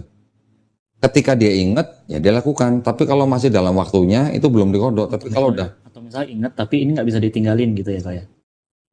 Nggak, sebisa mungkin ditinggalin. Tapi kalau sampai nggak bisa, kan bisa nyusul gitu. Nyusul, tapi kalau masih dalam waktu yang diperbolehkan, dari jam sekian sampai jam sekian, itu belum kodok. Yang namanya kodok kalau sudah melewati waktu sholat berikutnya. Itu ketika kita ingat, kita segera melakukan. Nah itu dari jam sholatnya itu sampai itu dikasih waktu berapa lama sih Pak untuk supaya masih bisa sholat? Kalau subuh itu kan dari mulai jam kira-kira sebelum matahari terbit sampai matahari di tengah-tengah kepala kita. Dari jam 4:30 sampai jam 12 siang. Gitu. Itu subuh. Masih bisa subuh. Enggak, kalau subuh itu waktu sampai zuhurnya. Tapi subuhnya itu hanya kira-kira jaraknya cuma 1 jam. 1 jam. 1 jam dari 4:30 pagi sampai kira-kira jam 5:30 atau jam 6 lah. Batas waktunya sholat subuh itu disebut dengan syuruk gitu. Ya, itu cuma 1 jam. Dari syuruk ke sholat zuhur itu sebenarnya tidak ada sholat wajib, tapi boleh sholat sunnah. Contoh misalnya sholat duha namanya. Nah, itu duha boleh silakan berapa rakaat, tapi ketika melakukan sholat sunat itu selalu melakukannya dengan 2 rakaat, 2 rakaat. 2 rakaat salam, 2 rakaat salam, 2 rakaat salam. Zuhur ya. Nah, zuhur itu waktunya dari mulai kira-kira jam 12 sampai kira-kira jam 3 sore itu masih dalam waktu sholatnya zuhur. Beda sama subuh. Kalau subuh kan tadi kira-kira cuma 1 jam. Kalau zuhur dari jam 12 kira-kira sampai jam 3 lebih. Gitu lah. Selama kita sholat di jam itu, ya itu bukan sholat kodok, itu tetap sholat zuhur. Kalau bisa atau yang paling baik adalah kita mensegerakan sholat. Jadi sholatnya berjamaah dengan orang lain. Ketika azan kita udah ke masjid atau ke mushola, begitu qomat kita langsung sholat berjamaah. Atau yang misalnya terlambat bisa berjamaah dengan yang lain gitu. Waktunya gitu. Kalau dari asar itu sampai maghrib itu juga masih jam sholat asar. Maghrib dari kira-kira jam 6 atau jam 6 lewat sampai kira-kira jam 7 atau jam 7 lewat itu juga jaraknya cuma 1 jam. Setelah sholat isya jam 7 atau jam 7 lewat itu sampai sholat subuh itu masih jamnya sholat isya. Ya, tapi yang paling bagus adalah di awal gitu. Jadi yang pendek itu hanya subuh dan maghrib. Kalau misalnya nih, misalnya katakanlah ini 15 menit lagi jamnya sholat nih, tapi ada yang masih dilakuin buru-buru, akhirnya sholat duluan boleh nggak? Nggak boleh. Sebelum jamnya nggak boleh. Nggak boleh. Nggak boleh. Wah, ini sebentar lagi maghrib nih. Gua sholat duluan deh. Nggak boleh. Pertanyaan newbie. Nggak boleh. Itu nggak boleh. Itu wajar ditanyakan begitu, wajar. Tapi jawabannya juga jelas, nggak boleh. Jadi kalau sholat belum waktunya, dikirimin ini sih kok. Jam sholat ini benar nggak? Nah, itu benar. Ini benar ya. Itu benar. Ini jam jadwal puasa kan ya? Jamnya sholat, ya benar. Benar ya. Nah gini, ini kan ada subuh, di belakang, di depannya ada imsak nih. Imsak ini waktunya kita berhenti makan minum. Sebenarnya sih aturan yang dibuat di Indonesia ya, tapi tidak tertulis lah. Imsak ini sebagai pengingat lah. Petanda gitu ya. Pertanda bentar lagi mau sholat subuh. Jadi lu siap-siap. Tapi bukan berarti lu nggak boleh makan minum, masih boleh. Tapi sebelum azan subuh udah berhenti. Gitu. Ya kemarin juga sempat nanya sih. Soalnya udah coba puasa kemarin. Udah coba? Gimana? Waktu buka puasa rasanya gimana? Ya memang nikmat. Nikmat kan? Nah yang lain sih standar lah ya. Subuh, zuhur, asar, maghrib, isya. Udah. Ini jam-jam sholat. Jadi ya diusahakan sebelum jam itu kita udah siap-siap dulu. Gitu. Jadi kalau nggak dengar azan pun patokannya ini aja patokannya itu aja, iya. Atau di handphone kan sekarang gampang. Di handphone sekarang gampang kok. Lagi ya kok. Sholat qadha itu yang contoh paling gampang bisa begini. Tidur, misalnya kan. Mau bangun subuh, kesiangan misalnya. Kesiangan. Ketika kita bangun jam 7, begitu kita bangun, kita ingat, oh ya kita belum sholat subuh. Nah itu kita buru-buru langsung lakukan sholat subuh. Itu yang disebut dengan sholat qadha. Walaupun udah lewat ya. Walaupun udah lewat. Niatnya beda gitu. Nanti belajar di buku itu, ada bacaan niat-niatnya setiap sebelum sholat. Kalau sholat fardu gimana niatnya, kalau sholat qadha gimana niatnya. Atau kalau sholat jamak, qashar, niatnya gimana. Banyak banget itu ya mesti ini ya. Itu semuanya akan kita alami. Akan kita alami. Jadi itu hanya masalah kebiasaan aja. Bukan masalah kayak ujian di sekolah gitu enggak.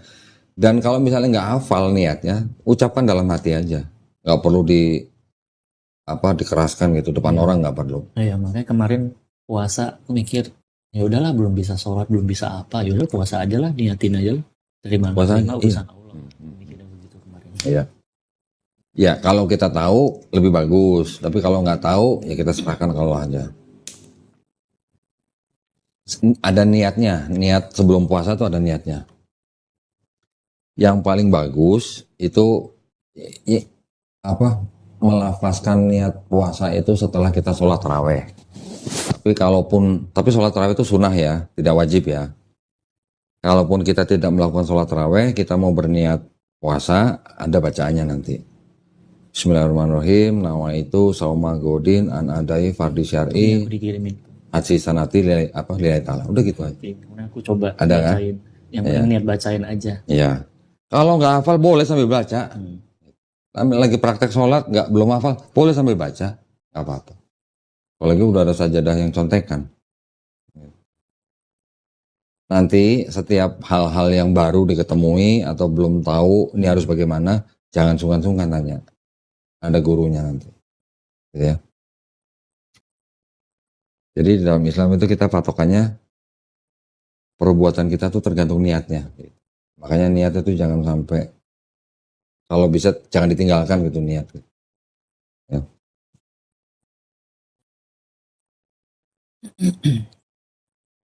Mandi besar juga penting. Nanti ya pas pulangnya. Nanti boleh dikirim nggak kok ininya? Apa tuh? Kata-kata bacanya yang tadi tuh. Boleh. Di Google aja. Google. Gampang banget kok. Ya, mandi besar ya. Niat mandi besar gitu. Dalam bahasa Indonesia aja. Tuh, niat mandi wajib sama aja. Tuh. Kalau mau bahasa Arabnya ini, nawaitul ghusla rafil hadatsil akbari fardhu lillahi ta'ala. Kalau nggak hafal bahasa Indonesia aja. Aku berniat mandi untuk menghilangkan hadas besar fardu karena Allah Ta'ala. Udah cukup. Dalam hati aja. Nggak usah teriak-teriak. Niat itu hanya dalam hati aja. Macam-macam pengalaman orang yang baru-baru ngejalanin Islam itu macam-macam. Ada yang lucu gitu. Ada orangnya sholat karena dia nggak tahu sholat fardu, dia memang nggak ada suaranya. Nah nanti ada aturannya ketika ada orang mau gabung sholat kita jadi imam. Nah itu juga harus belajar. Ada yang ditepok dia begini nggak mau gitu. Ada begitu. Makanya itulah buku disitulah itu petunjuk sholat lengkap itu baca semua lah ada di situ. Ada yang sholat zuhur di jahar, ada suaranya kenceng. Macam-macam pengalaman orang lah. Harus belajar juga di YouTube banyak. Bagaimana kalau kita jadi makmum? Makmum itu artinya kita jadi pengikut sholat yang nggak telat bagaimana, yang telat bagaimana gitu. Kan kadang kita datang, sholat udah mulai nih, gitu kan? Nah kita terlambat, nah itu kita harus tahu. Kita mau menjalankan sholat itu kan kita tahu berapa rakaat nih. Tapi ketika sholat yang jamaah sudah dilakukan, sudah melewati 1 rakaat, sebenarnya sih awalnya tuh patokannya dari mulai ruku ya. Itu berarti kan sudah terhitung 1 rakaat. Nah kita harus tahu nanti setelah salam, kita tinggal melanjutkan gitu. Tadi kita kurangnya berapa rakaat gitu. tinggal ngikutin. Itu juga harus dipelajarin, jangan sampai kita udah telat 2 rakaat, ketika imam udah salam kitanya diem aja. Enggak, kita harus lanjutin rakaat yang ketinggalan gitu. Kelihatannya banyak, tapi karena sering nanti kita pasti terbiasa. Terbiasa. Kita minum lagi ya Pak? Minum loh. Ini nggak mau. Nih. Enggak kok. Air putih aja. Karena puasa kan air minumnya jadi dikit. Jadi dari tanggal 1 kemarin udah puasa? Wih, belum bolong nih? Belum. Alhamdulillah. Ya, belum dong, jangan. Jangan. Iya, maksudnya kan sebenarnya gini. Ketika kita belum bersyahadat, kita mau melakukan sih nggak ada yang larang. Tapi istilahnya itu pahalanya ada pahala di luar Islam gitu lah. Tapi ketika kita sudah bersyahadat, kita melakukan, pahalanya double-double.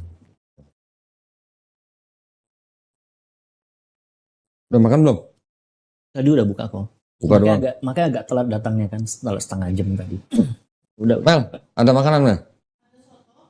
Makannya masih kenyang kok. Ya makan nasi, kan belum makan nasi kan? Udah, tadi udah. Oh udah buka? Tadi udah. Bukanya pakai nasi?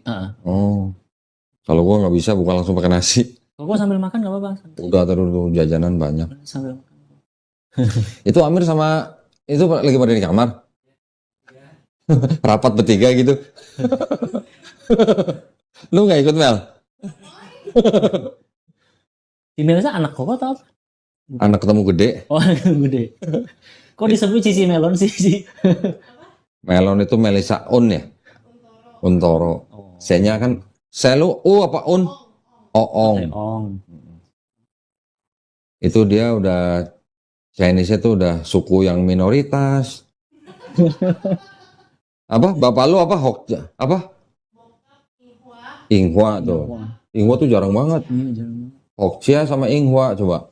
Dua-duanya minoritas semua itu. Bisa bahasanya sih. Bisa bahasanya. Gak bisa. Saya Cina KW1. Gua KW3 dong.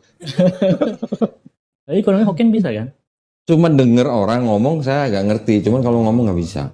Karena dari kecil nggak pernah diajak ngomong. Masih Cina Toto banget. Kalau Pontianak, Medan, rata-rata masih bisa. Pontianak sih yang biasanya lebih banyak. Karena kan di sana udah ketemunya orang kayak juga. Orang tuanya pasti ngajak ngomong anaknya. Kalau di Jawa enggak. Dan kalau pertemanan pasti ada kayak, jadi bisa juga. Ada ya? Kayak. Iya kalau di Jawa Mel, orang tua yang keturunan Cina sama anak itu udah nggak ngomong Cina. Iya. Ngomongnya Jawa. Masih Toto banget. Kebanyakan Cina yang tumbuh di Jawa nggak bisa ngomong. Malah medok bahasa Mandarin, malah medok. Gue malah bisa bahasa ngapak, nulis Sano Coroko malah bisa. Karena itu tulisan Jawa tuh, yang Hana Caraka tuh. Gue malah bisa, mirip Sansekerta.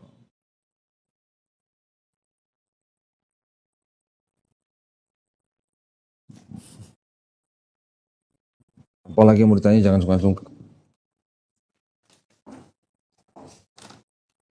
Iya, nomor handphone. Nanti kalau ada acara, kita undang loh. Boleh.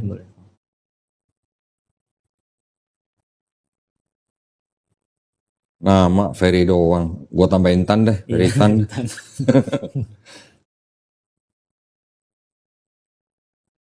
Namanya apa?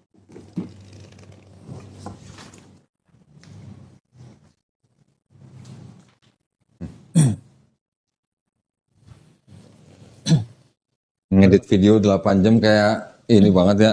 Sebulan gak kelar-kelar. Berapa tahun kok belajar sampai sekarang? Ini kalau dari sebelum bersyahadat 2 tahun. Setelah bersyahadat sampai tahun 2000. Ya belajar terus lah sampai sekarang. Belajar terus, nggak ada habisnya kalau di Islam itu. Karena itu tadi, nggak cuma Quran, hadis juga kan perlu. Apalagi saya di dunia debat. Ya udah, mau nggak mau harus tahu. Tuh, Mel, Richard Lee itu. Richard Lee udah syahadat tadi.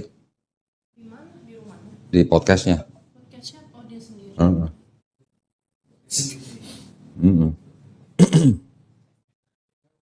Nih, sama Felix Xiao. Sama Felix Xiao. Oh, sama Felix Xiao ya. Tinggalnya sini juga kok. Di dekat sini. Oh, Kalau ini studio aja. depan udah langsung ada masjid ya.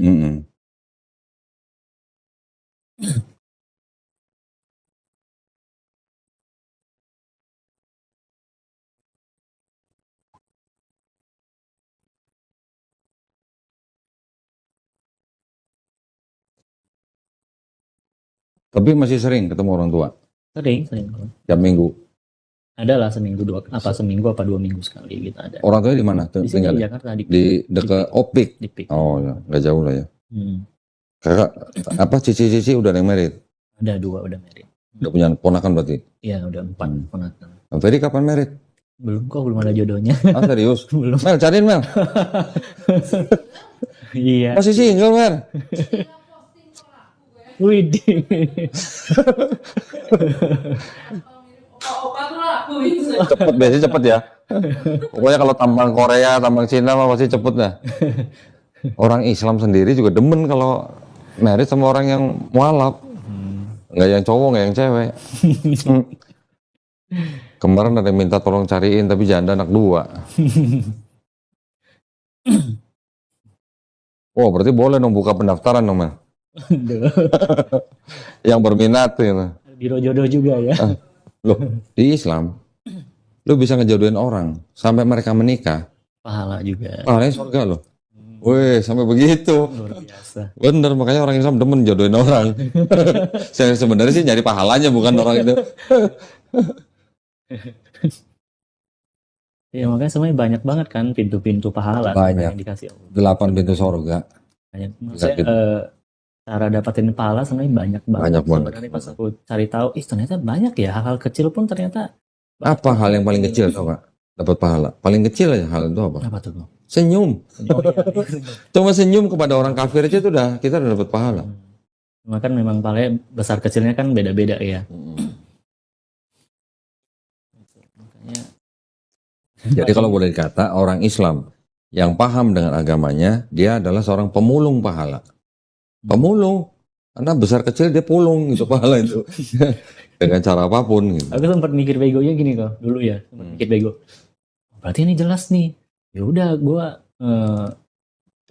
berdagangnya sama Allah ibarat dulu mikir bego ya. Memang itu. Tapi setelah aku pelajari lagi ada penjelasan aku lupa. Ya, lu jangan hitung-hitungan sama Allah. Memang begitu. Hitung-hitungan. Tapi memang Allah dikasih, Allah mau hitung-hitungan silakan. Tapi ada penjelasan, lu jangan hitung-hitungan. Kenapa? Lu nggak akan bisa. Nggak bisa ngitung. Kita harus cuma minta kemurahan hati. Nih, yang kita bisa hitung hanya amalan kita. Tapi kita nggak bisa menghitung pahala dari Allah. Itu yang kita nggak bisa ngitung. Yeah. Yang bisa kita hitung, inget-inget adalah amalan kita. Oh, tadi gua sholat bener. Tadi gua sholat nggak telat misalnya. Oh, hari ini gua sholat nggak ada yang kodok misalnya gitu. Kalau pikiran begonya kan ya dosa-dosa kita lu gimana hitungnya juga kan. Nah, di dalam Islam ada sesuatu yang sangat-sangat menguatkan gini. Cuman antara 2 sholat. Ini cuman antara 2 sholat loh. Misalnya dari zuhur ke asar. Setelah sholat zuhur, lu baca ini. Termasuk lu baca ayat kursi. Ini dari sholat zuhur ke sholat asarnya, lu udah diharamkan neraka. Bayangin, cuman baca ayat kursi setelah sholat. Kenapa tuh Bang? Lu udah diharamkan neraka. Kenapa tuh? Ya udah deh, artinya lu udah, istilahnya lu udah, orang yang udah sholat dengan bacaan ayat kursi, lu udah nggak boleh masuk neraka gitu. Sampai begitu coba. Makanya gue setiap kali sholat, bacaan gue selalu pada ayat kursinya. Simple kan? Nggak perlu harus ada orang mati di atas kayu salib gitu maksudnya. Jadi urusan di Islam itu semua urusan adalah antara kita sebagai pribadi dengan Allah. Udah cukup. Allah nggak perlu istilahnya yang harus ada pengantara, nanti harus ada yang nebus dosa, nggak ada konsep gitu.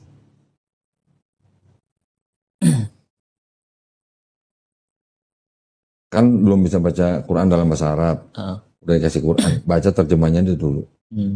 Kalau nggak paham atau artinya lo kok begini, jangan buru-buru menafsirkan dengan pemahaman kita, baca tafsir. Iya. Kalau dulu kan memang aku sengaja kok dari 8 tahun belajar itu memang sengaja nggak nyari ustadz dulu. Oke. Kalau dulu aku mikirnya adalah aku mau ngosongin gelas nih, nggak mau terpengaruh oleh siapapun. Dulu aku mikirnya ya namanya manusia pasti pertama bisa aja salah, kedua bisa aja ada kepentingan. Ya nggak mungkin ketemu Ustadz, nggak mungkin dia suruh ke Kristen gitu. Betul. Makanya selama ini tuh aku berusaha nggak mau ada ini dulu lah. Aku belajar sendiri supaya lebih memang dari aku gitu. Iya. Tapi juga nggak berani sembarang menafsirkan. Betul. Gitu. Nah, aku pakai akal sehat lah. Makanya aku mikirnya nanti udah oke, baru aku benar-benar belajar sama ini guru. Orang yang baru masuk Islam itu ibaratnya kayak orang baru masuk hutan sendirian gitu. Lu nanti akan dideketin oleh orang-orang dengan kelompok tertentu nih, ya, untuk masuk kelompok mereka atau masuk golongan mereka. Itu yang kita harus hati-hati. Makanya kalau kita bisa, boleh saran, mendingan ikutin golongan atau kelompok yang mainstream gitu aja. Ya, udah ikutin yang paling banyak, itu insya Allah udah benernya di situ. Tapi kalau kelompok yang kecil-kecil, ini kan masih bisa jadi kontroversi, gitu kan. Jadi kita juga nggak perlu ikut ormas sebenarnya. Ada NU, ada Muhammadiyah, ada yang lain. Kalau kita punya istilahnya waktu luang dan kepentingan yang sama dengan masing-masing ormas, silakan. Tapi kalau kita nggak ada, apalagi kita kerja dan segala macam, terus kita orientasinya bukan ke tujuan tertentu, kita nggak perlu ikut itu, nggak apa-apa. Nggak harus gitu orang Islam harus ikut NU atau harus ikut Muhammad, enggak. Dakwah bisa berbagai macam cara. Iya.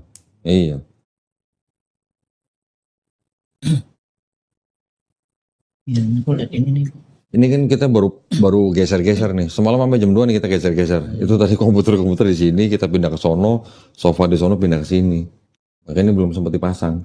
Ini ya, pecahan-pecahan dari gereja. Gua ngejelasin ini aja. Bisa ada orang Kristen masuk Islam.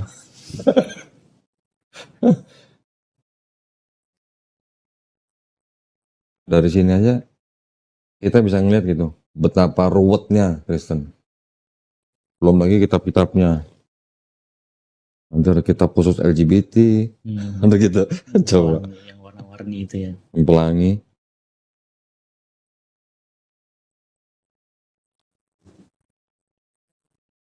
Ih, lu Mel, ada tamu bukan kasih makan apa gitu ya? Kok makanannya kok? Enggak nih, gua udah makan tadi nih. Masih kenyang. Coba ini. Masih kenyang. Thank you. Apa? Nah, kalau ini pasti nanti jadi komenan orang. Itu isinya kue perengginang gitu katanya. Kue. Ya. Kopi lagi? Kopi? Udah. Kopi lagi? Paling air putih aja.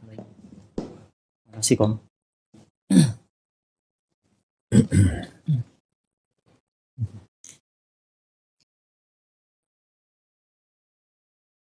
Ada bapak kemarin datang sini.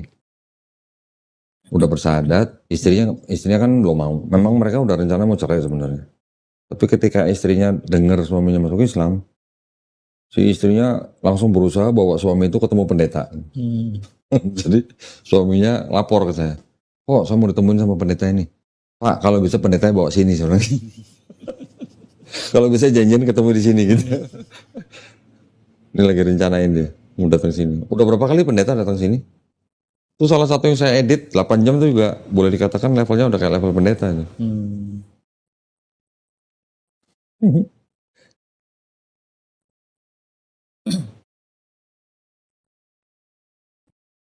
Rata-rata orang Kristen yang nggak tahu dengan kitab sendiri. Pendeta yang ngaku sekolah teologi 13 tahun nanti tanya ayat ini nggak tahu di mana. Kadang-kadang mikir juga kayak pendeta kan yang mereka yang lebih paham kan itu loh dengan kitabnya sendiri. Tapi ketika mereka belajar itu mereka belajar sudah ada pakai doktrin. Itu yang membuat mereka jadi pendeta. Dan benar di Islam kan bilang ini yang aku dapat ya. Yang aku dapat ya memang kafir itu dari artinya kuf tertutup. Punya mata tapi nggak bisa melihat, punya telinga nggak bisa mendengar, ibaratnya gitu. Iya. Jadi depan mata kebenaran tapi mereka nggak mau terima itu. Iya. Selama orang Kristen baca kitabnya tanpa konteks, akan selamanya dia jadi Kristen. Itu rumusnya. Tapi kalau aku flashback lagi kok ya, maksudnya dari dulu setelah aku belajar Islam, aku flashback lagi tuh dulu pas waktu aku masih remaja kan. Memang aku baca Alkitab itu memang aku mikirnya Yesus itu utusan gitu loh. Tapi disuruh sembahnya kan beliau gitu kan. Tetap di dulu tuh di bayangan aku walaupun kita belum bisa berakal sehat yang lebih tinggi maksudnya. Tetap aku tuh kayak mikir ada satu sosok yang lebih tinggi dari Yesus gitu loh. Dari dulu memang begitu mikirnya dari dulu. Betul. Yesus ngaku utusan tuh berapa ayat, banyak bener tulisannya. Cuman yaitu ketika dibungkus dengan doktrin, pendeta kan bilang betul Yesus itu utusan, betul. Tapi utusan yang spesial gitu. Spesialnya kenapa? Karena rohnya berasal dari Allah. Gitu. Itu doktrinnya di situ. Jadi ada tulisan utusan mau berapa kali pun nggak masalah buat pendeta. Ada potongan memori lagi kok, maksudnya Kayak apa? Kayak flashback lagi gitu kan setelah aku belajar Islam. Kayak apa tentang di Alkitab tuh banyak banget ayat-ayat pornografi. Oh. Jadi pas aku flashback lagi ingat ada potongan memori dulu aku di gereja. Ini mungkin jangan nanti dipotong mungkin. Enggak, ini nanti saya bisa jelasin. Gimana coba? Enggak cuma potongan memori aku ingat gitu waktu aku flashback. Dulu ini lagi di gereja nih, pendeta lagi khotbah ya kan? Lagi khotbah, namanya temen dulu kan pasti ada aja yang benar, ada yang nakal kan gitu. Nah di situ kan posisi aku tuh ibaratnya di pertemanan tuh, oh ini yang alim nih gitu, yang sering ke gereja nih gitu loh. Tapi aku juga kadang-kadang berteman sama mereka yang nakal-nakal, berteman juga, ya, balance lah. Nah, kebetulan di belakang temen yang bandel nih, kebetulan pendeta lagi khotbah, colek-colek, dikasih Alkitab, lu baca deh. Pas baca, namanya masih masa puber ya kok ya, cowok masa puber kan ibaratnya gampang ini kan gitu loh, namanya masa puber, kita tahu lah ya. Pas baca bisa loh kok saya dalam pendeta lagi khotbah loh, bisa loh bangun gitu loh. Oh ya? Aku flashback juga ya gitu loh, masa kok bisa sih, maksudnya pendeta lagi khotbah terus gue dikasih Alkitab ayatnya yang pornografi yang benar-benar jelas banget, dijelasin sampai dia remas-remas apa segala macam lah. Nah, makanya gini, mikir, iya benar juga, masa ada kitab suci isinya begitu sih. Gitu. Gini nih, ini sebenarnya yang banyak orang Kristen tidak tahu. Ya. Ayat-ayat yang kelihatan porno di dalam Perjanjian Lama nih kan, Perjanjian Baru kan nggak ada. Kan itu ada di Perjanjian Baru, Perjanjian Lama. Ayat-ayat yang kelihatannya porno itu sebenarnya itu semuanya pakai bahasa majasi, tahu nggak majasi? Kiasan. Jadi ayat-ayat yang sedang menceritakan, misalnya contoh Yeskel 23 misalnya. Itu ayat-ayat yang sedang menggambarkan kondisi bangsa Israel ketika mereka sedang musyrik gitu. Sedang tidak menyembah Tuhannya. Itu digambarkan dengan kelakuan seperti dua orang perempuan kakak beradik yang bermaksiat gitu. Jadi cerita di situ sebenarnya sedang cerita kalimat kiasan untuk bangsa Israel. Cuman kalau anak muda kayak kita, remaja misalnya lagi baca, ceritanya porno nih, kayak stensilan gitu kan. Nah itu yang kita nggak tahu, karena kita nggak tahu ada apa di belakang cerita itu. Atau di Kidung Agung juga ada begitu. Itu hanya gaya bahasa dari penulis dan penyusun orang-orang zaman dulu. Bukan stensil yang menceritakan sebenarnya. Iya. Gitu. Namun anehnya mereka bisa sesuka hati mereka menambahkan, mengurangkan, mereka biarin aja. Betul. Kan, tapi ada juga cerita yang memang benar-benar yang dianggap benar-benar menurut mereka itu cerita yang kejadian sebenarnya menurut mereka nih ya. Contoh, Nabi bisa menghamili dua anak perempuannya. Nabi Lut. Kalau itu bukan majasi, itu beneran. Dianggapnya itu memang menurut mereka terjadi. Gitu. Itu kan juga nggak pantas di dalam sebuah kitab suci. Gitu. Kalau yang bahasa yang tadi porno-porno itu sih yang lain majasi. Kalau yang Lut benar. Ada lagi nanti yang anak incest dengan ibunya atau anak incest dengan adik perempuannya, ada juga. Jadi ya puluhan ayat kan itu yang berhubungan dengan begitu. Jadi makanya orang yang mempelajari Bible itu harus tahu cerita itu konteksnya apa. Gitu. Kalau nggak tahu konteks bilang ini porno gitu. Makanya di Amerika di salah satu negara bagian Bible harus dikeluarkan dari sekolah. Nggak boleh. Jadi bayangin dibaca sama anak kecil. Anak-anak iya. Karena di dalam Bible menceritakan kekerasan, pornografi juga. Incest lagi.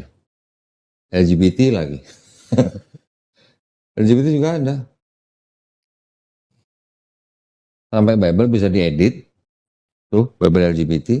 Bible diedit kata-katanya supaya orang lain tidak punya misinterpretasi terhadap kelompok LGBT. Nanti ada lagi penjajah, Bible-nya diubah-ubah, pasal-pasalnya ada dibuang, lalu diberikan kepada budak. bisa begitu. Ada kepentingan lagi di dalamnya. Berarti kalau begitu kan Bible bisa dibongkar pasang. Nah, yang tadi 50 pasal jadi tinggal 20. Yang 27 pasal jadi hilang. Yang gitu. Nah,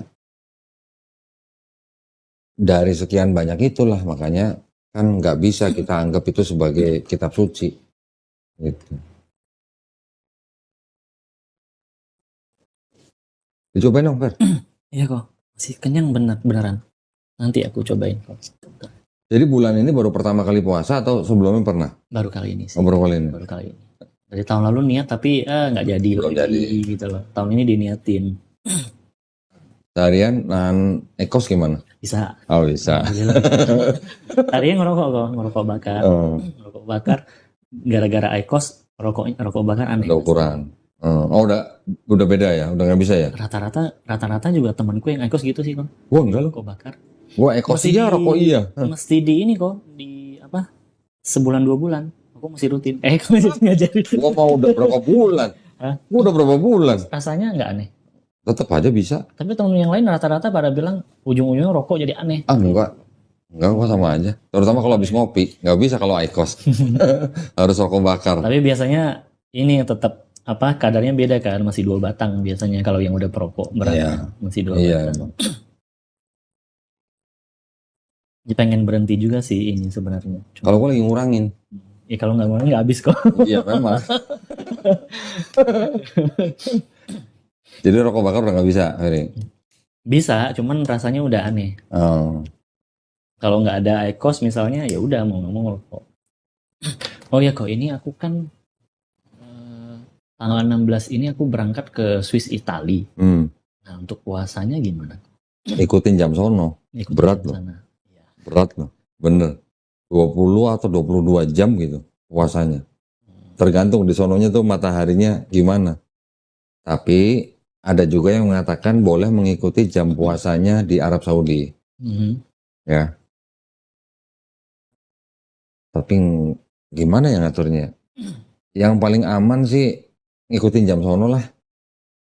Berarti Dan itu berat. Google jam sana gitu ya. Iya. Cari masjid. Cari masjid Nah, terdekat. itu ya bukannya alasan ya, tapi repotnya karena aku ikut tour juga dari kantor kan, Kotor ya. ratusan orang. Jadi pasti agak kebenturnya. Kalau gitu. sampai misalnya apa ya namanya ya, kesulitan atau misalnya sampai nggak bisa melakukan puasanya pada saat tour, ya udah kan lagi safar kan. Safar. Safar itu artinya lagi bepergian, lagi dalam perjalanan. Sebenarnya boleh nggak puasa. Tinggal diganti nanti ketika Habis pulang ke Lebaran. sini di luar Ramadan habis gitu. Lebaran. Habis lebaran. Di dalam Islam, kalaupun ada rintangan atau apa, itu semua ada solusinya. Gitu. Hmm. Tenang aja. Karena aku satu kamar tuh nanti sama satu orang dokter, dia juga kebetulan Muslim. Nah, aku udah nanya tuh sebelumnya, dia memang rencananya nanti mau diganti Nah, katanya. udah nggak apa-apa. Berat fair katanya, Nggak apa-apa. tapi nanti aku coba lah. Teman-teman gue yang di Eropa, ketika denger Ramadan di Indonesia dari subuh sampai jam 6 sore, pada ngiri. Bener. Waduh, enak banget ya. Mendingan kalau puasa apa gue ke Indonesia aja ya gitu. Gue puasa di Indonesia gitu.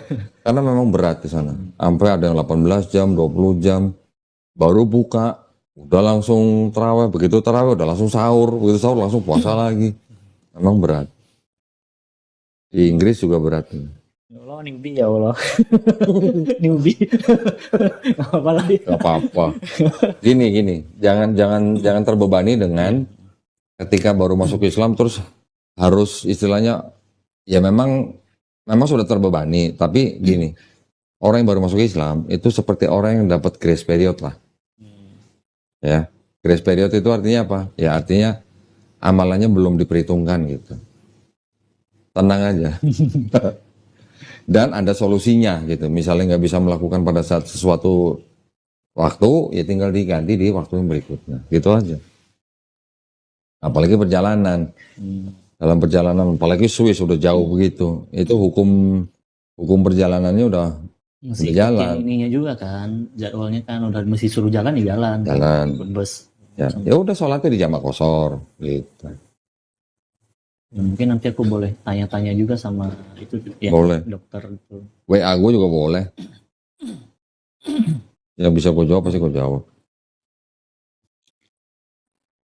Asal jangan, mentang-mentang perjalanan, makanan dari babi, jangan. Kalau masih ada makanan lain ya. Itu udah coba sih kok, coba nggak makan babi. Susah sih juga emang. Kadang-kadang. Tapi gue begitu masuk Islam, hilang loh sama sekali loh. Rasa ingin makan babinya hilang. Nggak tahu kenapa. Masih ada rasa pengen. Aku udah coba kemarin kok. Memang udah nolak. Walaupun ini enak. Babi hong tuh. Paling empuk babi ya. hong. Waduh, babi hong. Itu paling susah ditolak. Ngebayanginnya ya, aduh. Kalau cuma kayak sayur ada babinya itu bisa lah, ya bisa ditolak ya. Babi hong, aduh. Iya. Tapi selama ini sih udah berhasil bisa ditolak sih. Gue waktu itu begitu masuk Islam udah nggak ada rasa pengen. Ya kalaupun cuma ngomongin bercanda doang lah. Terus kalau alkohol jujur aku udah 2 bulan ini nggak sentuh sama sekali. Oke, alhamdulillah. Padahal minum. Circle-nya temennya banyak yang minum. Temennya banyak, temen yang muslim apa bukan nih? Campur-campur. Campur. Campur-campur. Karena kaget juga tiba-tiba nggak minum, coba aku bilang. Coba aja. Jangan salah loh. Khamr atau minuman keras di dalam Quran, larangan untuk minum minuman keras di dalam Quran itu nggak sekaligus loh. Dia bertahap. Bahkan beberapa tahun baru benar-benar dilarang Khamr itu. Gue juga kalau punya istilahnya orang yang baru masuk Islam gini kan gue juga harus lihat latar belakangnya, pekerjaannya bagaimana. Nggak semua orang begitu masuk Islam langsung gue kasih aturan Islam yang begini gitu. Contoh misalnya, kalau misalnya ada orang rentenir, nafkahnya ya dari riba, terus tiba-tiba dia beriman, apakah gue langsung bilang, besok lo nggak boleh minjemin duit lagi ya? Ya nggak begitulah, pelan-pelan kita harus bilangin, ajarin. Nah ini langsung itu aku jadi ingat, nah kerjaan lu kan di asuransi. Itu kan juga ada berhubungan sama riba. Ya, kalau asuransi itu istilahnya masih ada perbedaan pendapat, ya. Tinggal bagaimana Ferry membawa diri dalam pekerjaan itu. Kalau sambil pelan-pelan cari yang mungkin tidak ada perdebatan lah gitu. Cari pekerjaan yang istilahnya yang nggak diperdebatkan gitu lah. Ada juga gue pernah ibu-ibu ngubungin gue lewat WhatsApp, berdiskusi selama 2 jam, akhirnya dia mau masuk Islam. Udah kita janjian, dia di Semarang nih, di luar kota nih. Waktu itu gue mau ke Jogja, mau debat ke Jogja. Gue bilang sama ibunya, Bu, yaudah kalau gitu tanggal sekian saya ke Jogja, saya akan keluar di tol Semarang, kita ketemuan di masjid dekat rumah ibu gitu. Oke, janjian. Begitu ketemu, gue bawa ustazah, kita syahadatkan. Begitu syahadat ngobrol kan, ternyata dia kerjanya di pabrik bir. Gimana? Apa gue langsung bilang, Bu, besok harus keluar gitu? Enggak, pelan-pelan. Bu, pelan-pelan ya, cari kerjaan yang lebih, istilahnya di dalam Islam tuh nggak ada perdebatan gitu lah. Udah, pelan-pelan dia cari. Akhirnya keluar. Kalau misalnya dalam insurance yang ada syariahnya itu gimana tuh? Apanya? Kan insurance kan ada yang syariahnya gitu. Nah itu gimana tuh? Nah di Manulife ada nggak yang syariah? Ada. Kalau bisa minta ke bagian yang syariah. Itu langkah yang paling preventif lah. Walaupun yang bank atau asuransi syariah juga masih ada perdebatan, tapi paling tidak nggak seperti yang konvensional. Kalau bisa masuk ke yang syariah, departemen yang syariah lebih bagus. Yang paling membedakan itu antara konvensional sama syariah itu ada poin bunuh diri. Yang paling membedakan yang aku lihat ya salah satunya. Karena di konvensional bunuh diri pun masih bisa diganti. Sedangkan yang syariah nggak boleh. Sama ada namanya dana tabaru atau segala macam lah. Dana yang dikumpulkan untuk dibagi rata. Itu bedanya cuma itu doang sih sebenarnya. Makanya dipelajarin bener-bener tuh istilah-istilahnya yang di syariah. Walaupun masih ada yang mendebat bahwa bank syariah tuh belum sepenuhnya syariah, tapi paling tidak kan sudah menjauhkan diri dari konvensional gitu aja. Tantangan itu bener. Jangan terlalu gua nggak boleh kerja di asuransi, pelan-pelan lah. Cari yang nggak ada perdebatan gitu aja. Tenang, nggak harus besok udah harus bagaimana gitu, enggak. Banyak jalan gitu lah.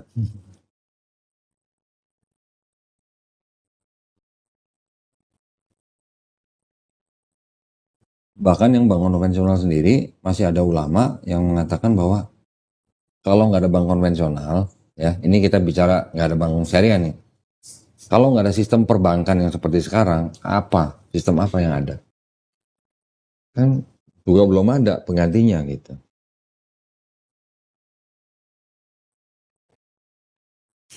Jadi masih ada yang membolehkan. Cuman kalau untuk bunganya, semua ulama sepakat bahwa itu riba. Cuman bagaimana memperlakukannya, masih ada beda pendapat. Ada yang mengatakan bahwa, oke, lu terima riba dari bank, karena lu simpan uang di bank. Ribanya lu nggak boleh ambil, ribanya lu sedekahkan ke panti sosial misalnya. Yang Disebut riba itu, aku lupa deh. Disebut riba itu kalau melebihi berapa persen sih, aku lupa. nggak ada persentasenya berapa. Atau apa gitu patokannya, aku lupa. Setahu gua nggak ada berapa persennya. Pokoknya kalau transaksi uang dan ada kelebihannya dari uang itu, ya itu udah dianggap riba. Bunga ya. Bunga, khusus bunga atas transaksi uang gitu. Kalau yang paling simpel kan, gue minjemin duit 100, lo harus balikin ke gue 150, 50-nya itu riba.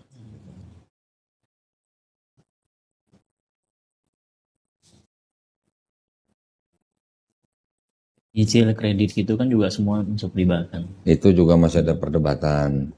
Kalau lu ngambil yang syariah, ya makanya gue dulu kredit kendaraan, begitu gue masuk Islam, ini masih ada perdebatan nih, ya udah gue ambil yang syariah. Tapi sebisa mungkin kalau bisa jangan kredit. Tapi kalau orang nggak kredit juga susah, misalnya nggak bisa punya, ambil yang aman gitu aja. Alhamdulillah kalau kita berniat yang istilahnya menjauhkan diri dari seperti itu, kitanya juga bersungguh-sungguh bertakwa, insya Allah kita dimudahin.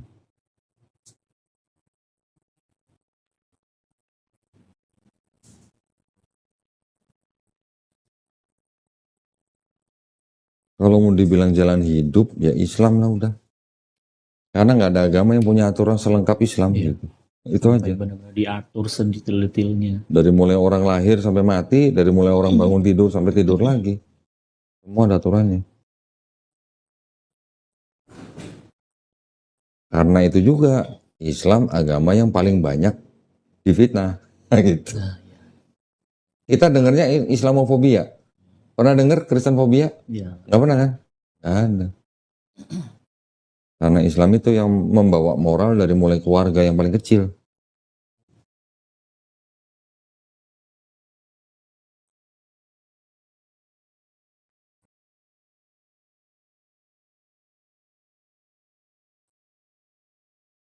Di Kristen aja kan kayak diajarinnya kayak milih-milih. Milih-milih gitu. Di kitabnya kan ada kan babi, soal minuman, hijab, macam. Di perjanjian lama kebanyakan. Sunat di juga. Perjanjian baru sebagian. Sunat di perjanjian lama wajib. Di perjanjian baru sebagian kalau ngikut Yesus wajib. Ketika Paulus udah gak wajib. Tapi sebenarnya kalau kita baca nih, Paulus itu ngomong yang berbeda dengan ajaran yang Yesus. Karena memang Paulus memperuntukkan ajarannya itu bukan untuk orang Yahudi gitu. Untuk orang di luar Yahudi. Kalau untuk orang Yahudi, Paulus tetap bilang, lu tetap harus hidup di bawah hukum Taurat. Untuk orang non Yahudi tidak perlu hidup di bawah hukum Taurat. Hukum Yesus gitu. Jadi sebenarnya orang Kristen sekarang itu ya pengikut Paulus, bukan pengikut Yesus.